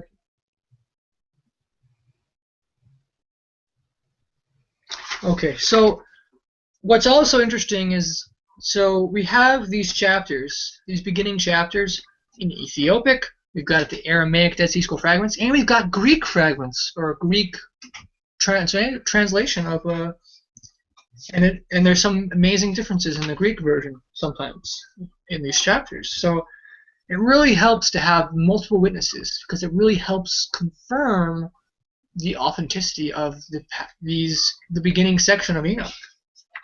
More witnesses gives more reliability and more trust to the preservation of the text. Now, in many manuscripts it says 3,000 ells. I've seen other translations say 300 ells. They claim that an ell is the same as a cubit, but it seems highly ridiculous for a giant to be 3,000 cubits or even 300 cubits, because the Ark of Noah was only about, what was it, like 300 cubits or something, about the same size, 450 cubits wide, maybe, was it? Something like that. So yeah, these giants, if they were 3,000 cubits or 300 cubits, they'd be at least about the size of the Ark or even much larger, which seems highly ludicrous. What's more likely the case is that 3,000 ells is an inaccurate rendering, and it shouldn't be ells. It should be some other lost measurement which we no longer know about. Because remember, Enoch, he lived such a long time ago. He may have had measurements which is not preserved in the Bible at all. A unit of measurement which is completely contrary to what we all know. So whatever it was, we don't know for sure. It was probably something more like 30 cubits. 30 cubits. That's a more reasonable, realistic idea.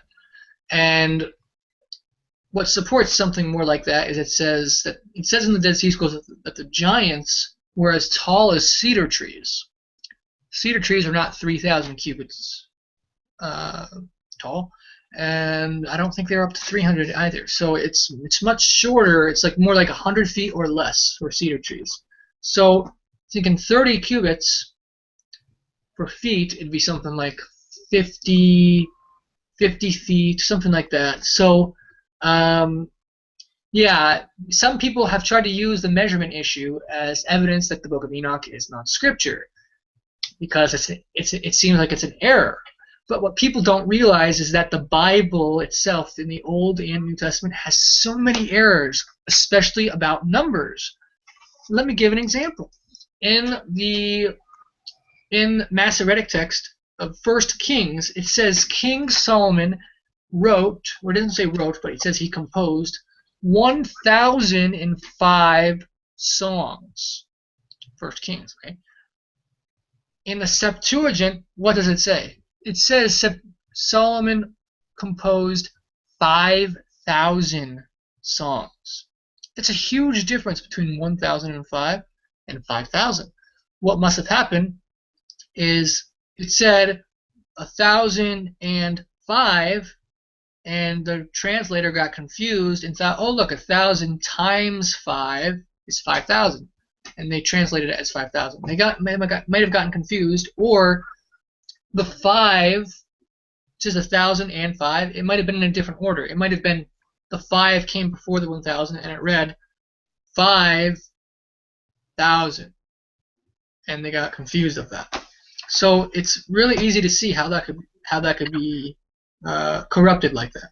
So 3,000 cubits or 300 cubits, that doesn't prove the Book of Enoch is not scripture. It just proves scribes sometimes make errors, because there's so many more examples in the copies of scripture of our Bibles. Horrible errors, which usually the errors are number based.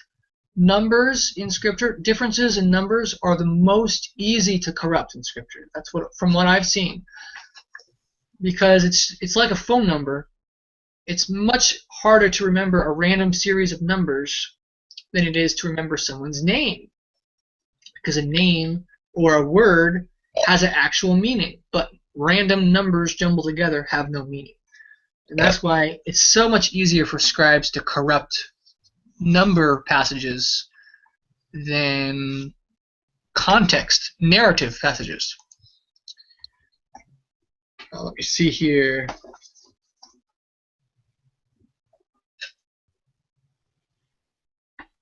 So they were teaching them all kinds of magic, as we know that was wrong, and then let me see. Ice cream.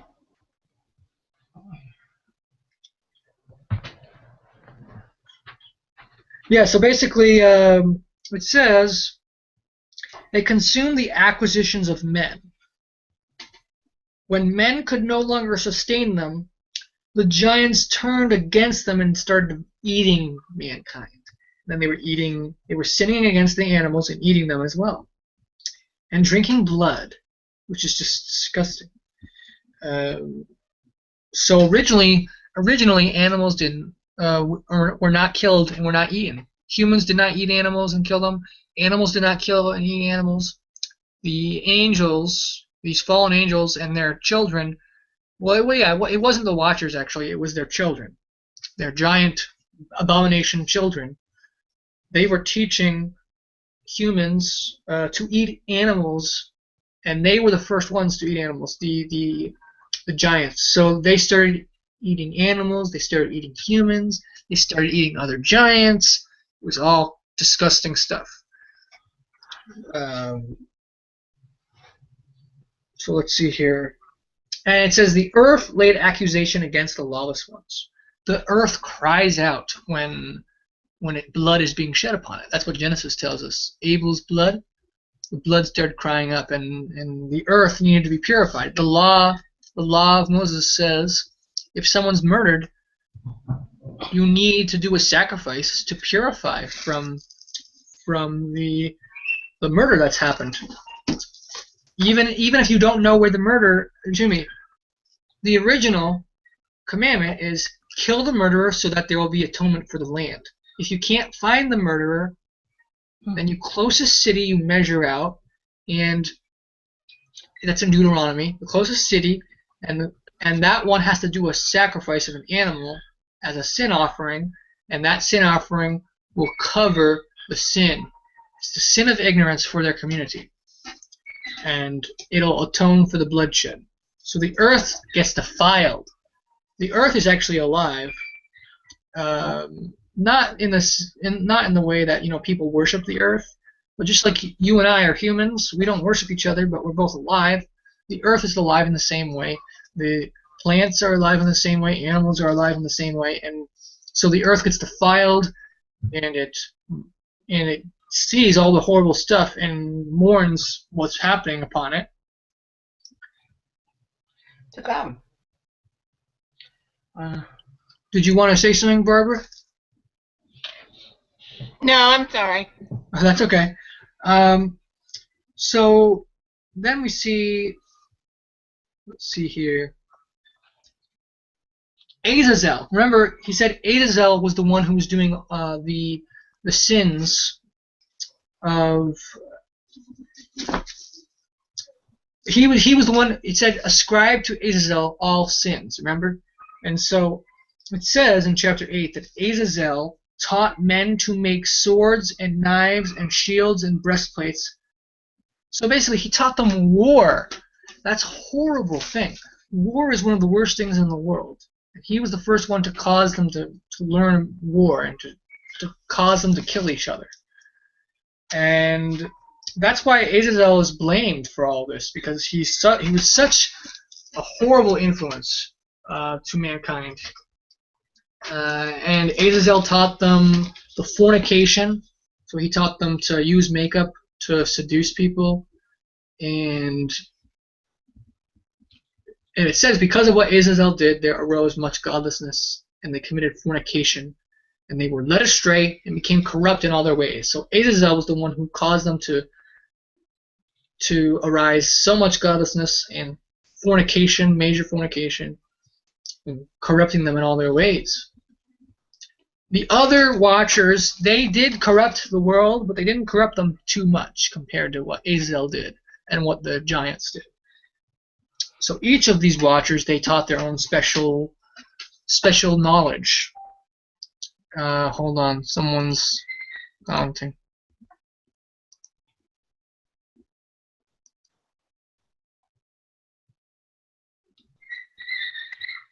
Okay.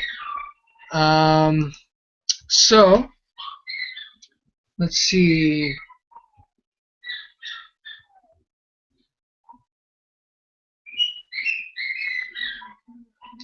Okay, so it says after the Watchers teaching all this stuff, the men, they perished, they cried, and their cry went up to heaven.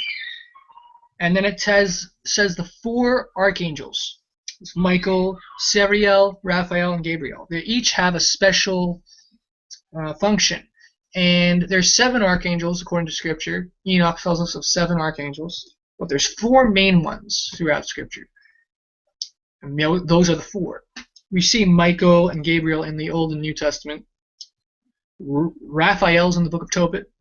Uriel's in some of those other apocryphal books, or really it's Sariel. And Sariel is also in Enoch, as we see here. And so these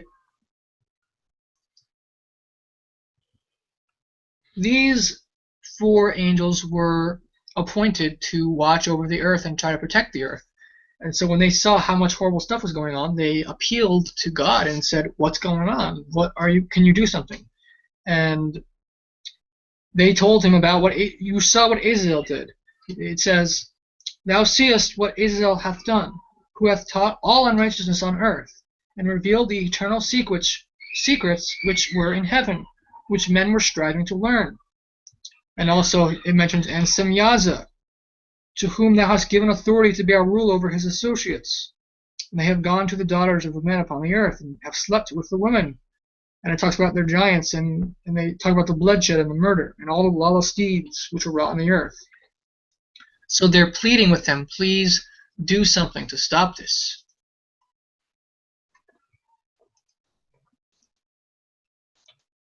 And okay, so we're losing our viewers here. I don't know if people are getting kicked off or if they just have other things that they have to do. It's all good. We're going to be wrapping it up soon. We're only going to be ending. We're not going past chapter 11. So let me see.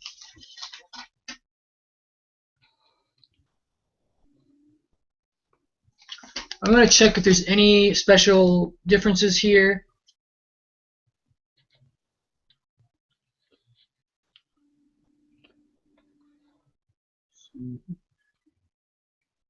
Sometimes the manuscripts have some important differences, but it looks like in these chapters there's not too much difference in the Greek text.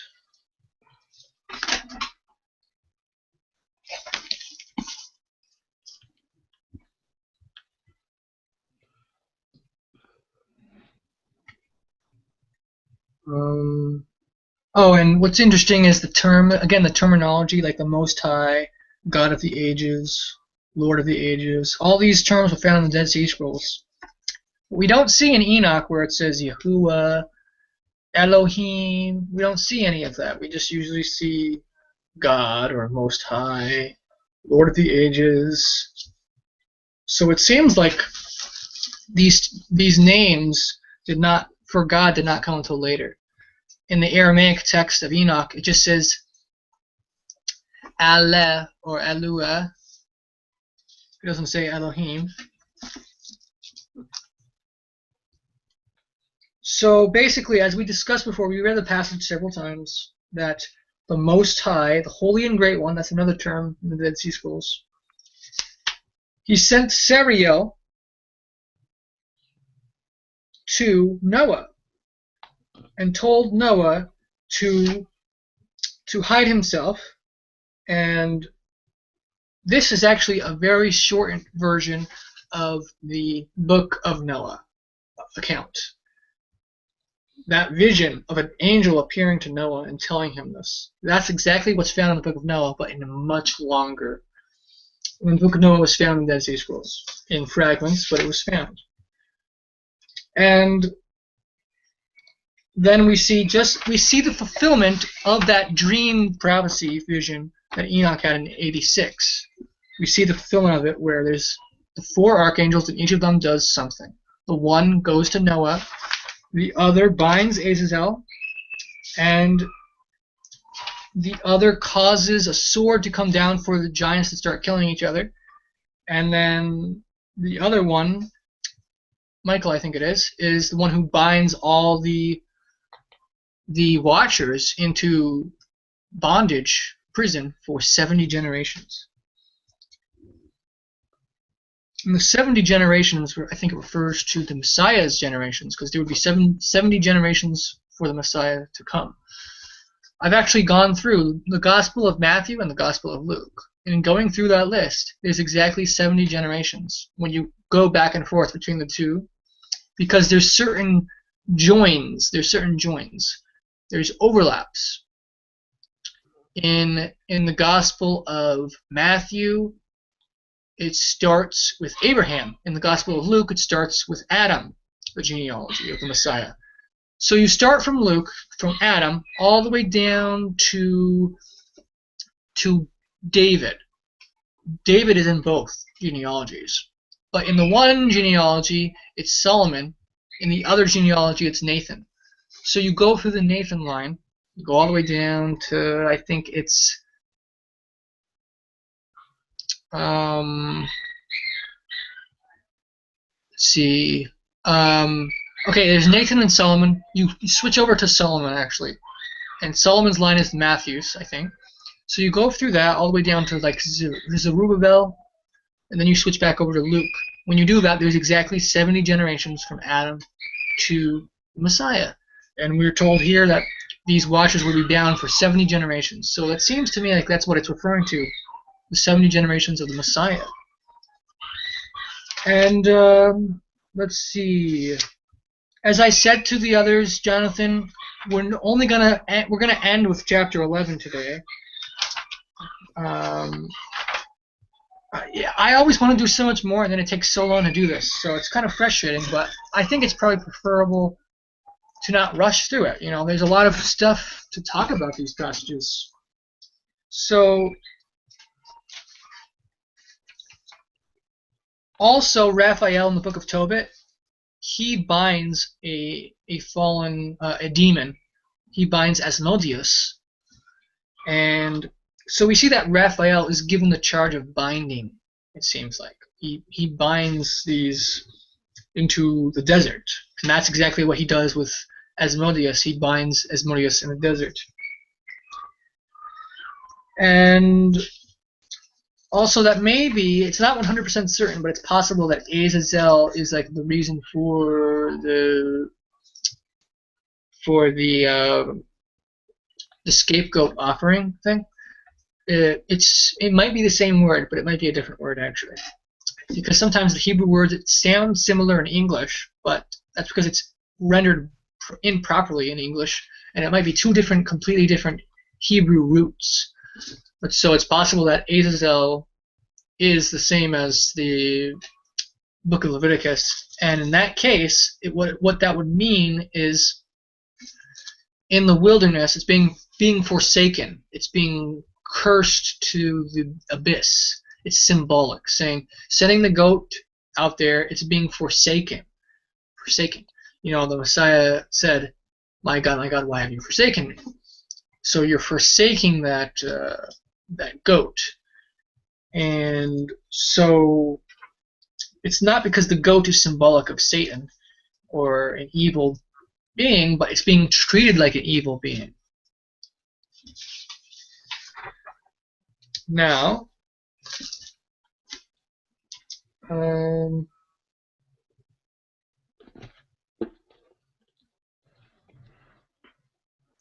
almost to the end here.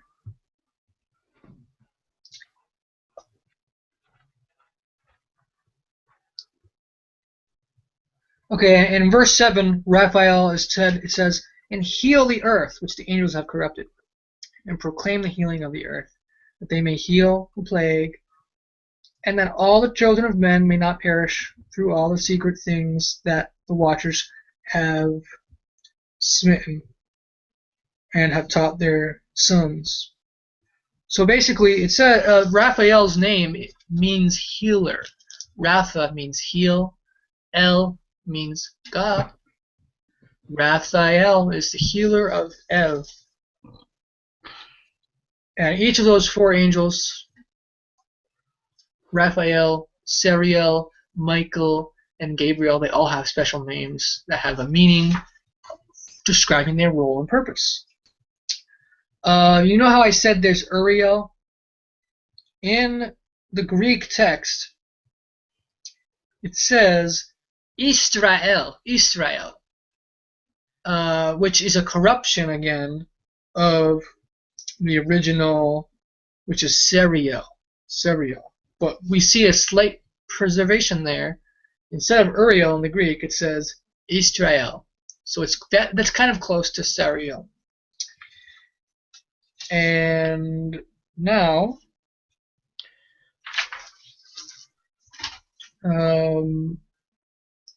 Gabriel is, I think he's like the mighty one of God. Giboriel. And that's because Gabriel, he's a mighty one in that he causes war, it looks like. That's what he's told to do here. He's very strong, it seems. And then Michael, what does Michael do here? Oh, and Michael binds the I think some people say Michael might mean like who is like God or something. I don't know if that's true. That's just the name meaning. But if it is, perhaps it means something like he holds people accountable so that those who try to be like God are put in their proper place. Perhaps that's what it means. But so Michael's the one who binds the fallen watchers into prison for 70 generations. Now, at the very end of this, we're given a prophecy of the future world without sin on it, and what the blessing of the millennial time will be. It says, once all wickedness is destroyed, it says, the plan of righteousness and truth will appear. It shall prove a blessing. The works of righteousness and truth shall be planted in truth and enjoy forevermore. And then shall all the righteous escape, and shall live till they beget thousands of children. That's during the millennial kingdom, because once the Messiah says in the resurrection, there will be no marrying because we will be like the angels. Well, once we're the angels, we're not going to be reproducing anymore. So this is still during the millennial kingdom, where we're begetting thousands. And then it says, in all the days of their youth and their old age. The Greek and the Ethiopian says Sabbath. I think the Dead Sea Scrolls says old age, though. Let me see here. What was that? 10:17. It was. Yeah, in the Dead Sea Scrolls, line 6. But here's why. Old age has the same letters as Sabbath. It says in the Aramaic, Sibat kun, Sibat kun. It translates, I don't even know that's how you pronounce it correctly. I'm just guessing that's how you pronounce it. So, Sibat kun, or Sibat kun. And that's the same word as Sabbath. Sibat is, there's the shin there, there's the bet, and there's the tav. That's those letters of Sabbath. So, they translate it in the Aramaic as old age. R.H. Charles, who was an expert of Hebrew, before the Dead Sea Scrolls were found, he said, it says in Greek and Ethiopian Sabbath, but that's wrong. It must be old age, because he knew that old age in Hebrew is spelled the same. So he said it must be old age, and that's how they translate it in the Dead Sea Scroll translation here, because that line was found. But basically, Sabbath, it means rest, and it does not always mean like the actual Sabbath. Sometimes it means just rest, ceasing. The word for Sabbath in Hebrew also is a word that means seat. You sit on it, and so Sabbath, if it's a seat, you're resting on something. I'm resting on this chair right now.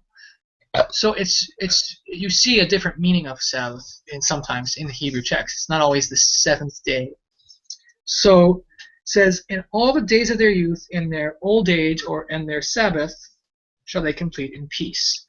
Perhaps it really does mean Sabbath, because remember, the millennial kingdom is a Sabbath rest. The 1,000 years is symbolic of 1,000 years. So maybe the Greek and Ethiopian text interpret it correctly. Then it says, and then shall the whole earth be tilled in righteousness, and shall all be planted with trees and be full of blessing. So it's a paradise, sort of like Garden of Eden again. All desirable trees shall be planted on it, and they shall plant vines on it, and the vine which they plant therein shall yield wine in abundance. And as for all the seed which is sown thereon, each measure shall bear 1,000, and each measure of olives shall yield 10 presses of oil. And cleanse thou the earth from all oppression, and from all unrighteousness, and from all sin, and from all godlessness, and all the uncleanness that is wrought upon the earth. Destroy from off the earth. And all the children of men shall become righteous, and all nations shall offer adoration, and shall praise me, and all shall worship me. And the earth shall be cleansed from all defilement, and from all sin, and from all punishment, and from all torment. And I will never again send upon it from generation to generation, and forever. And in those days I will open the store chambers of blessing which are in the heavens, so as to send them down upon the earth over the work and labor of the children of man. And truth and peace shall be associated together throughout all the days of the world, and throughout all the generations of men. So it's an amazing prophecy there. It says, you see here, like it said, the wine, the seed which is sown, each measure shall bear 1,000. Which is pretty cool, because that actually corresponds with something Yeshua, the Messiah, said in some extra writings. The church fathers had access to them, and they quote him as authoritative. And in the extra writings, it basically says that the signs of the millennial kingdom will be 1,000 vines or something. Let me read. I think Irenaeus, the church father, quotes from that, and I'm going to read that because it's really cool and it connects exactly with what Enoch says here. So going to that now, and we're just going to about to wrap it up. But I hope if you guys have something to say about what we read, please share it. I'd really value what your thoughts are, please. So let me see. Let's see, the 1,000-year.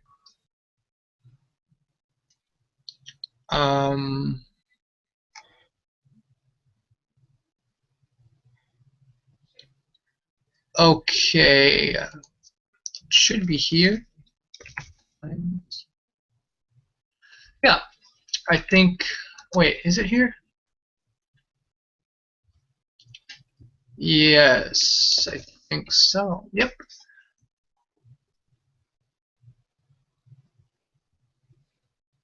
Um,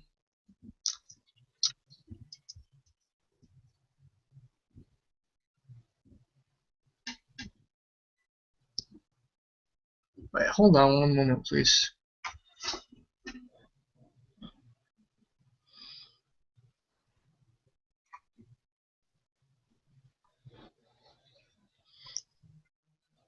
I wanna read this because it's really cool.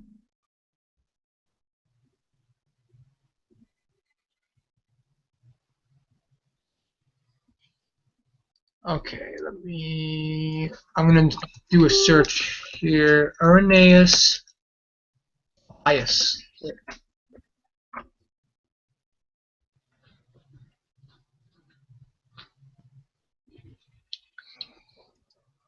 Okay.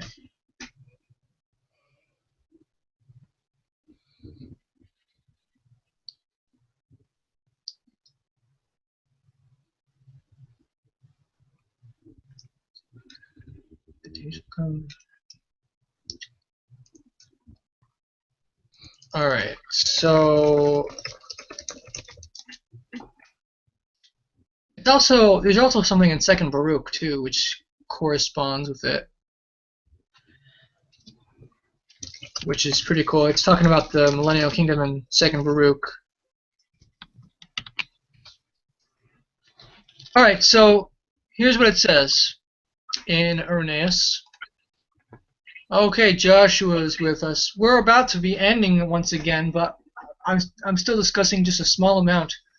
But good to have you here again. The rest of these teachings is on my YouTube channel. We record this, and we do this study once a week. We start it a little bit earlier. We start it around about 2 hours prior to right now. We do this once a week. If you'd like to come next week as well, that'd be pretty cool.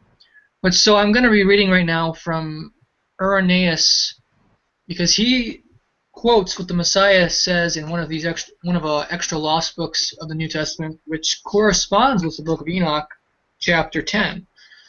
So it says in Irenaeus, book 5, chapter 33, section 3. It says,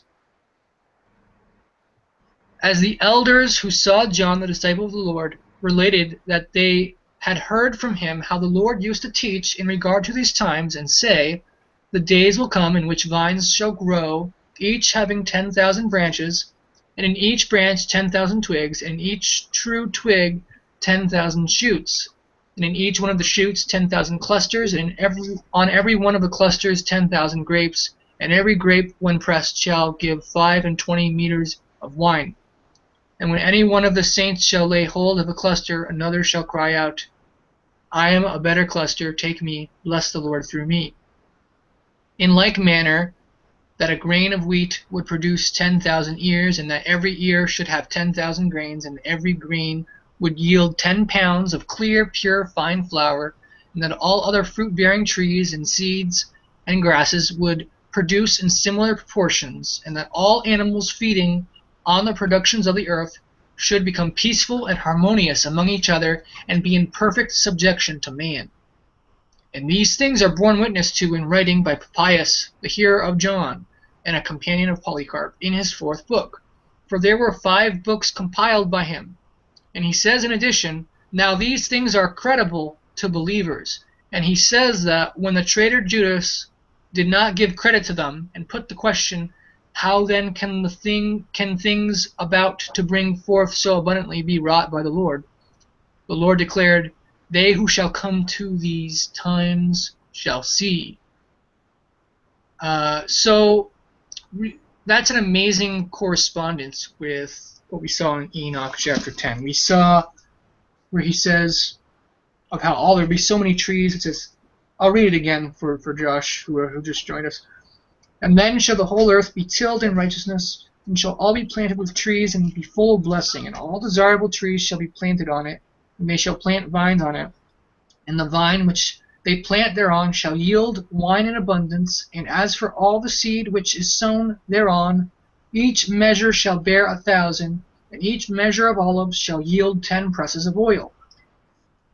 And then it talks about how they're going to cleanse the earth from sin. Michael is commanded to cleanse the earth from all sin. So Enoch gives much more details about the millennial kingdom. Oh, and another thing, Joshua, I mentioned this to the others, but I'm going to mention it again for you who joined here. In verse 17 of chapter 10, I don't know if you have Enoch on you right now, but what you'll see there, in R.H. Charles' translation, it says, "And then shall all the righteous escape, and shall live till they beget thousands of children, and all the days of their youth and their old age shall they complete in peace." It says old age in the translation you probably might be using, but the Greek and the Ethiopic don't say old age. It says, my translation, I don't read Greek or Ethiopian, but I have the official translation that most translations are based off of. It's by R.H. Charles. He gives footnotes explaining why he changes things sometimes.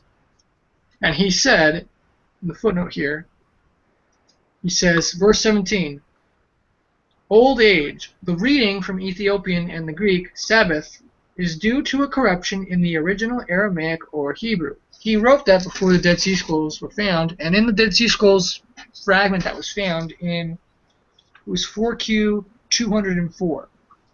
In that fragment, column 5, it says, "And of your old age." But when you look at the Aramaic text, when you look at the Aramaic text, the word there is sibat kun, and that is spelled with the same letters as Sabbath. So it actually may be the case that the Greek and Ethiopian are right, and this may be a prophecy about how the millennial kingdom is a Sabbath, because as we've seen in some other writings, the 1,000 years of the millennial reign is a Sabbath rest. Just like there's 6 days and the 7th day is a Sabbath, there would be 6,000 years, 6 days, and the 7th day would be the final 1,000 years. It's in chapter 10, verse 17 of Enoch. The normal translation you're going to find there is old age. It's probably what yours says. All the days of their youth and their old age, so they complete in peace. My edition, the book that I read from, the translator tells us it actually says Sabbath in the Ethiopian and the Greek text. Jonathan, remember how Daniel did his translation, and I said his version seems very unreliable? Yeah. I would really like to see what he translates there for that verse. Can you please read that, verse 17 of chapter 10? Give me a minute, pull it up. Sure.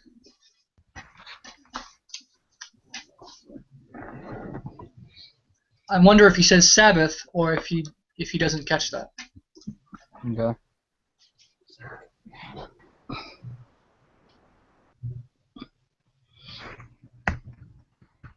Said verse 17, chapter 10? Yeah.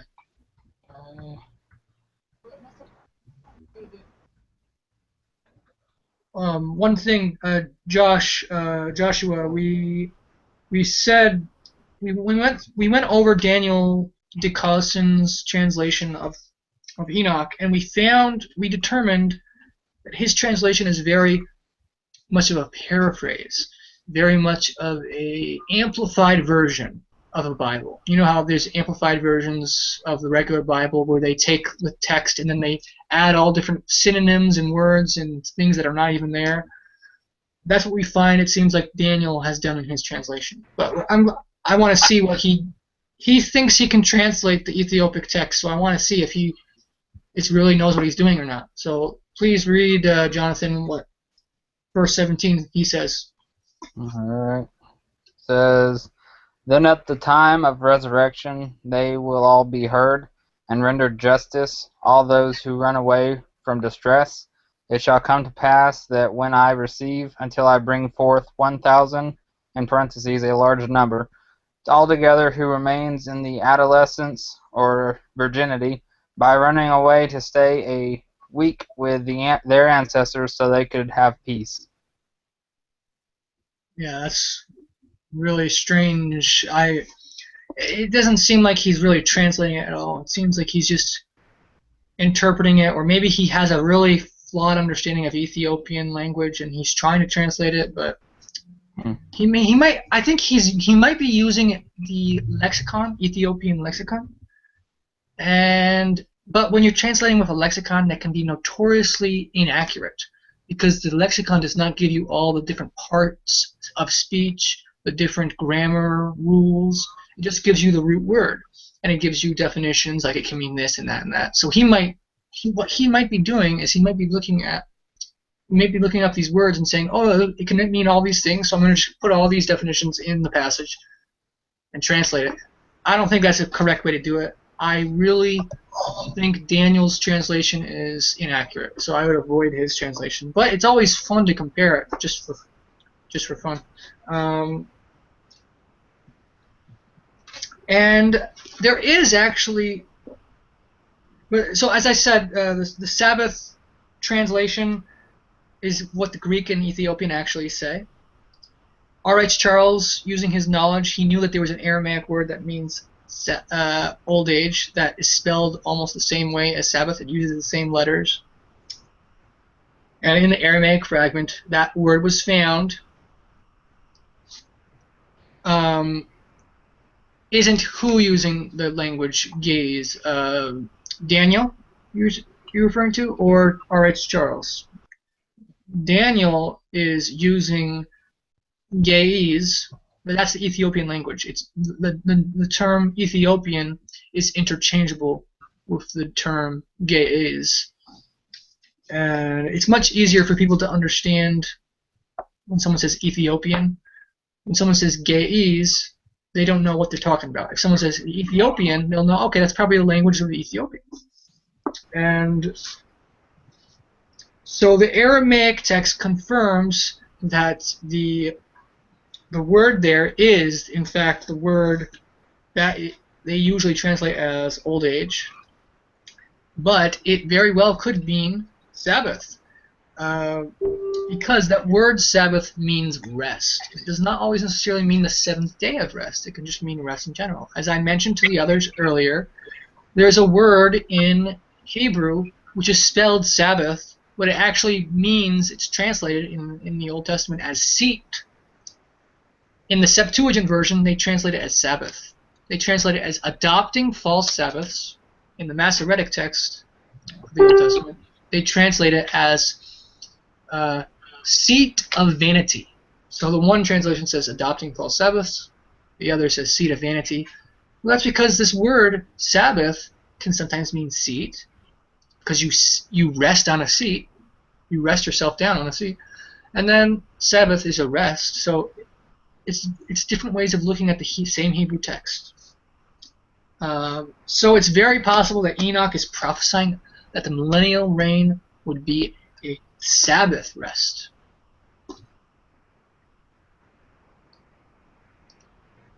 Yours says, what version are you using, Josh, in your of Enoch? Are you using the Dead Sea Scrolls or some other version? Aleph Tav Sefer. Interesting. I don't have that one, but I've heard some things about it, and I didn't think it was worth getting it. But that's kind of interesting. It shows that they were doing some homework and trying to figure out some of the readings. Yeah. But that's not what the scrolls say. What you just said that they say. Yours, it says, so yours actually says, in the Aleph Tav Sefer, it says Shabbathot. Does it say that? Shabbathot? Yeah, that's not what it says. So it shows that, I don't know why they did that. It says in the Aramaic text, Sibat Kun, or Shibat Kun. There's a K there, and there's an N. There's no T's. Let me see if I can I don't know if I can show this, but let me try to show it here. Can you guys see that? Or is it backwards? It might be backwards. I don't know. It says Sibat Kun.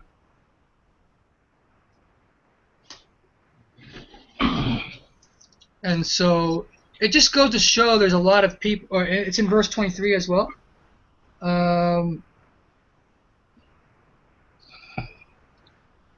you quote verse 23? I'm trying to see here because mine does not have a verse 23. And you're reading from Enoch chapter 10, right?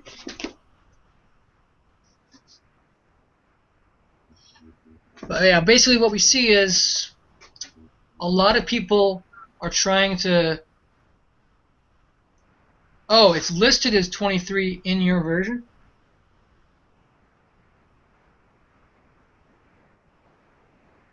Okay. It seems like, yeah, so yours differs a little bit in the order. I do know there's a couple translations that differ in the verse numbers, but so they are, it shows that people's understanding, there's a lot of people who think they know and they're expert and they're not. I wouldn't call myself an expert, but I've been studying a lot over the years, and so I do have a basic understanding of certain rules, and I can tell when I can look at the Aramaic and Hebrew text and see, okay, what they just said is not matching what this says.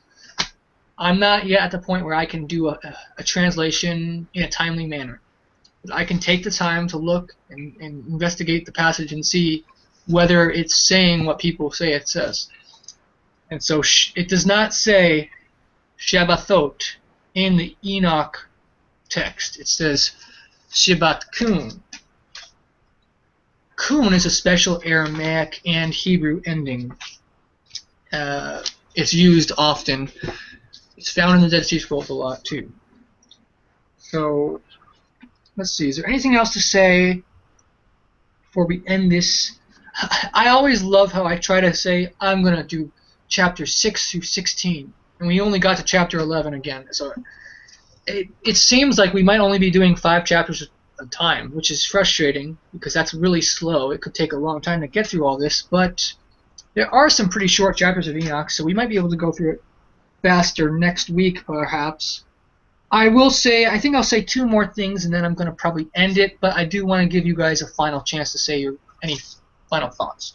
But so one thing that I can tell you, for example, here's a good thing to inform you guys is, while am I looking for this, just to give you an example of how the Dead Sea Scrolls, wait, Josh, so you said Aleph Tav, you have the Sefer? If you can please look up for us chapter 10, well, it might be a different verse number.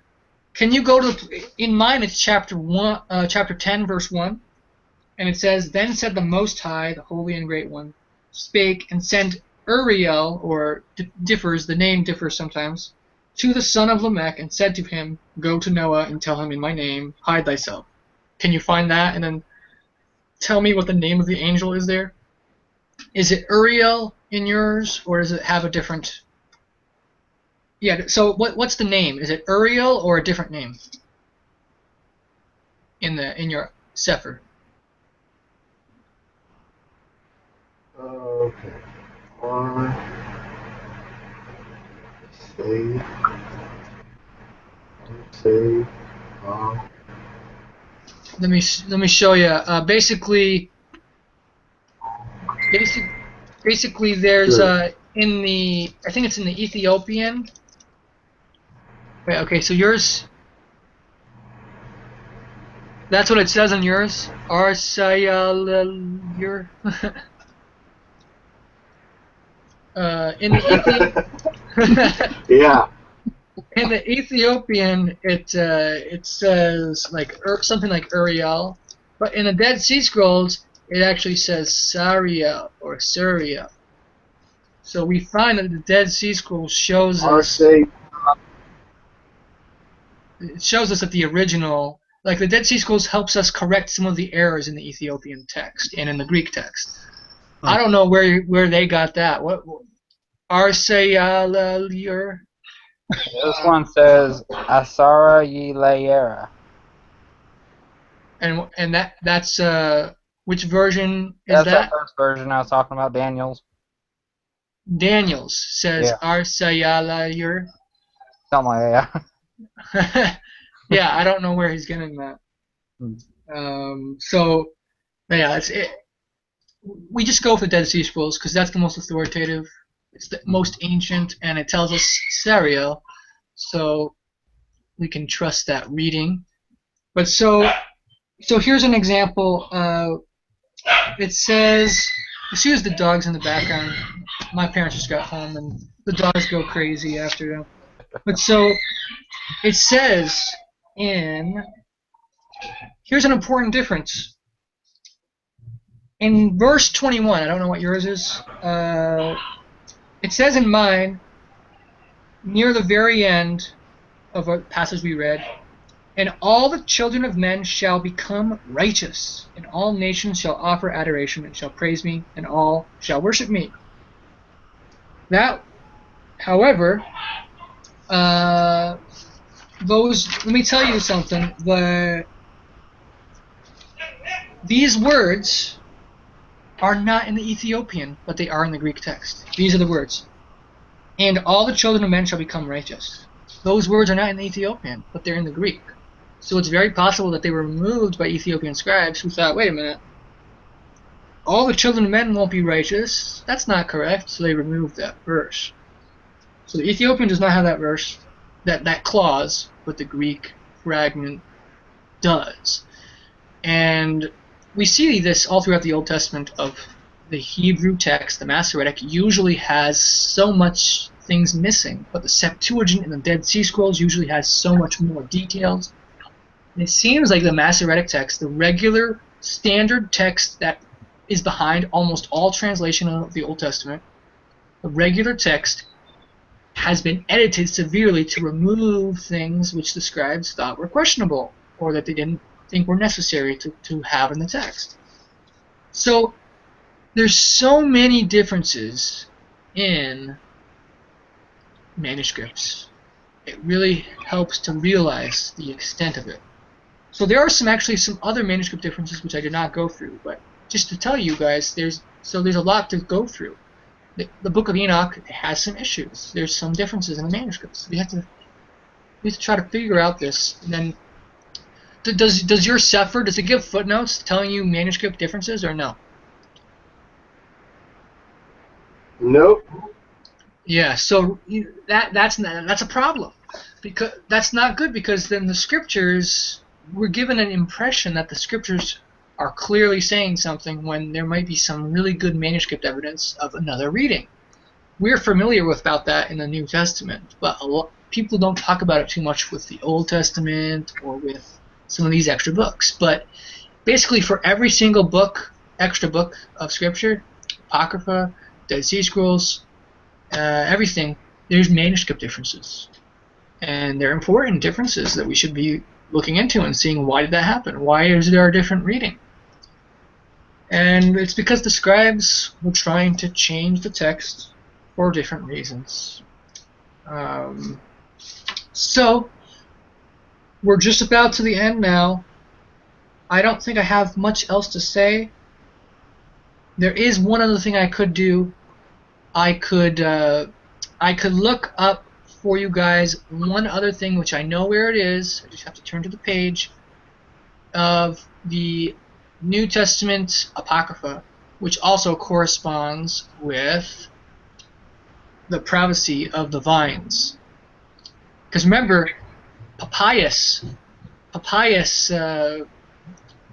Irenaeus quotes the church father Papias as saying that the Messiah spoke these words about a prophecy of the millennial kingdom, how animals were going to be peaceful and not eat animals anymore. They were going to, and then there was going to be so much blessing, and the trees and the fruits would be available, and it would be a paradise like the Garden of Eden.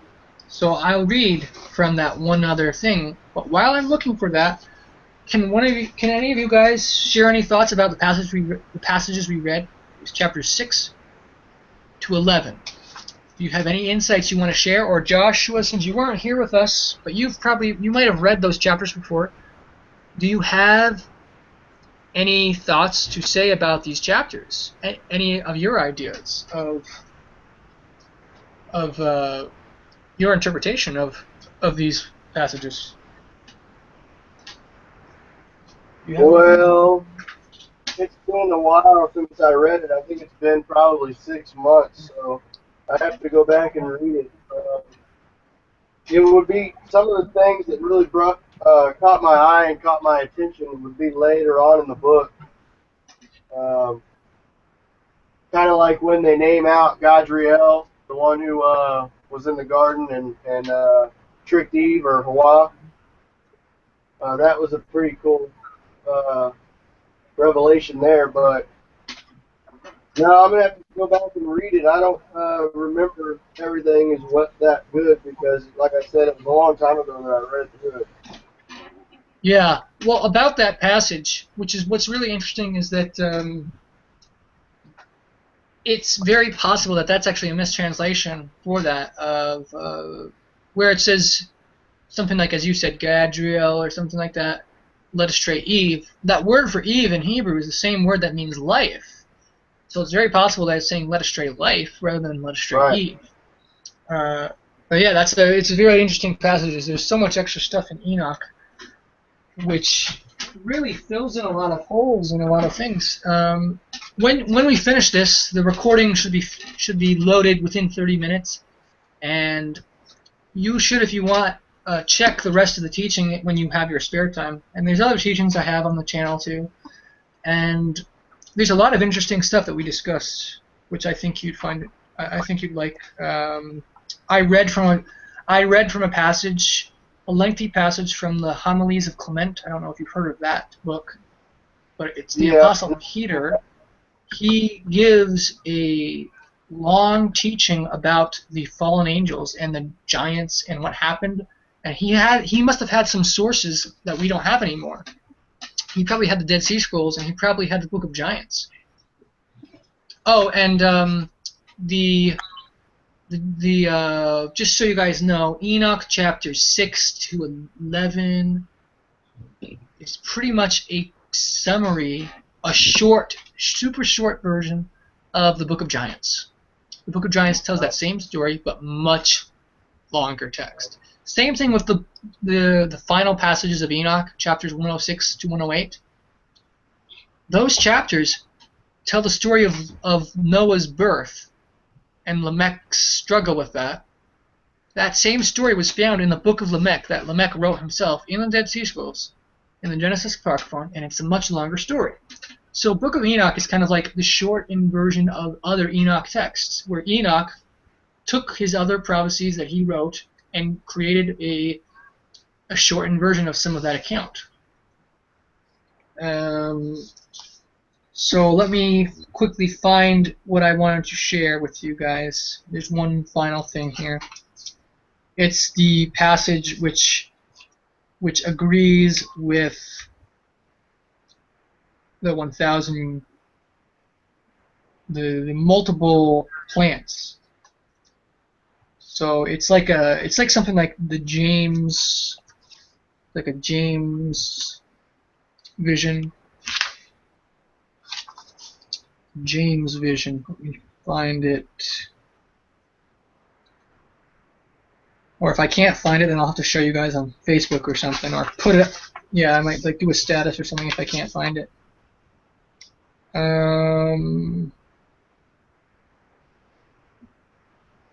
Any final thoughts of any of you guys while I'm looking this up? Barbara, Sharon, Jonathan, do you have anything to share with us?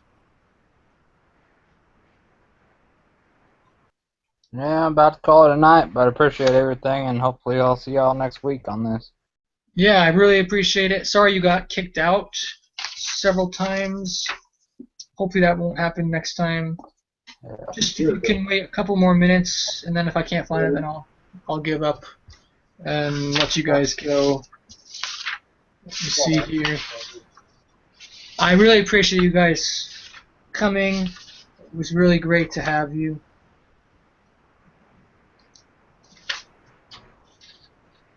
Basically, if I don't know if I'll be able to find it, but what it is it tells something very similar to what Papias says that he said.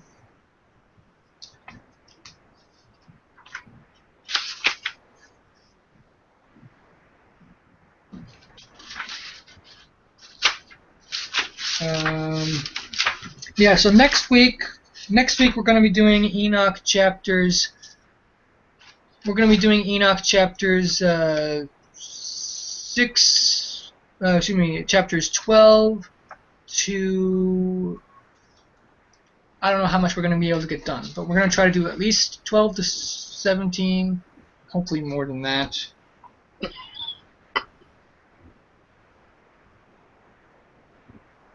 Yeah, sorry I don't have it on me right now, but I'm going to share it with you guys on Facebook. I'll find it really quickly. I just don't want to keep you guys waiting any longer. So thanks so much for being with us. Please attend next week and check out my other studies on YouTube and talk to me on Facebook. There's so much to talk about. So shalom, guys. I appreciate you guys attending. Thanks, man. Appreciate it. Shalom. All right, peace. Bye.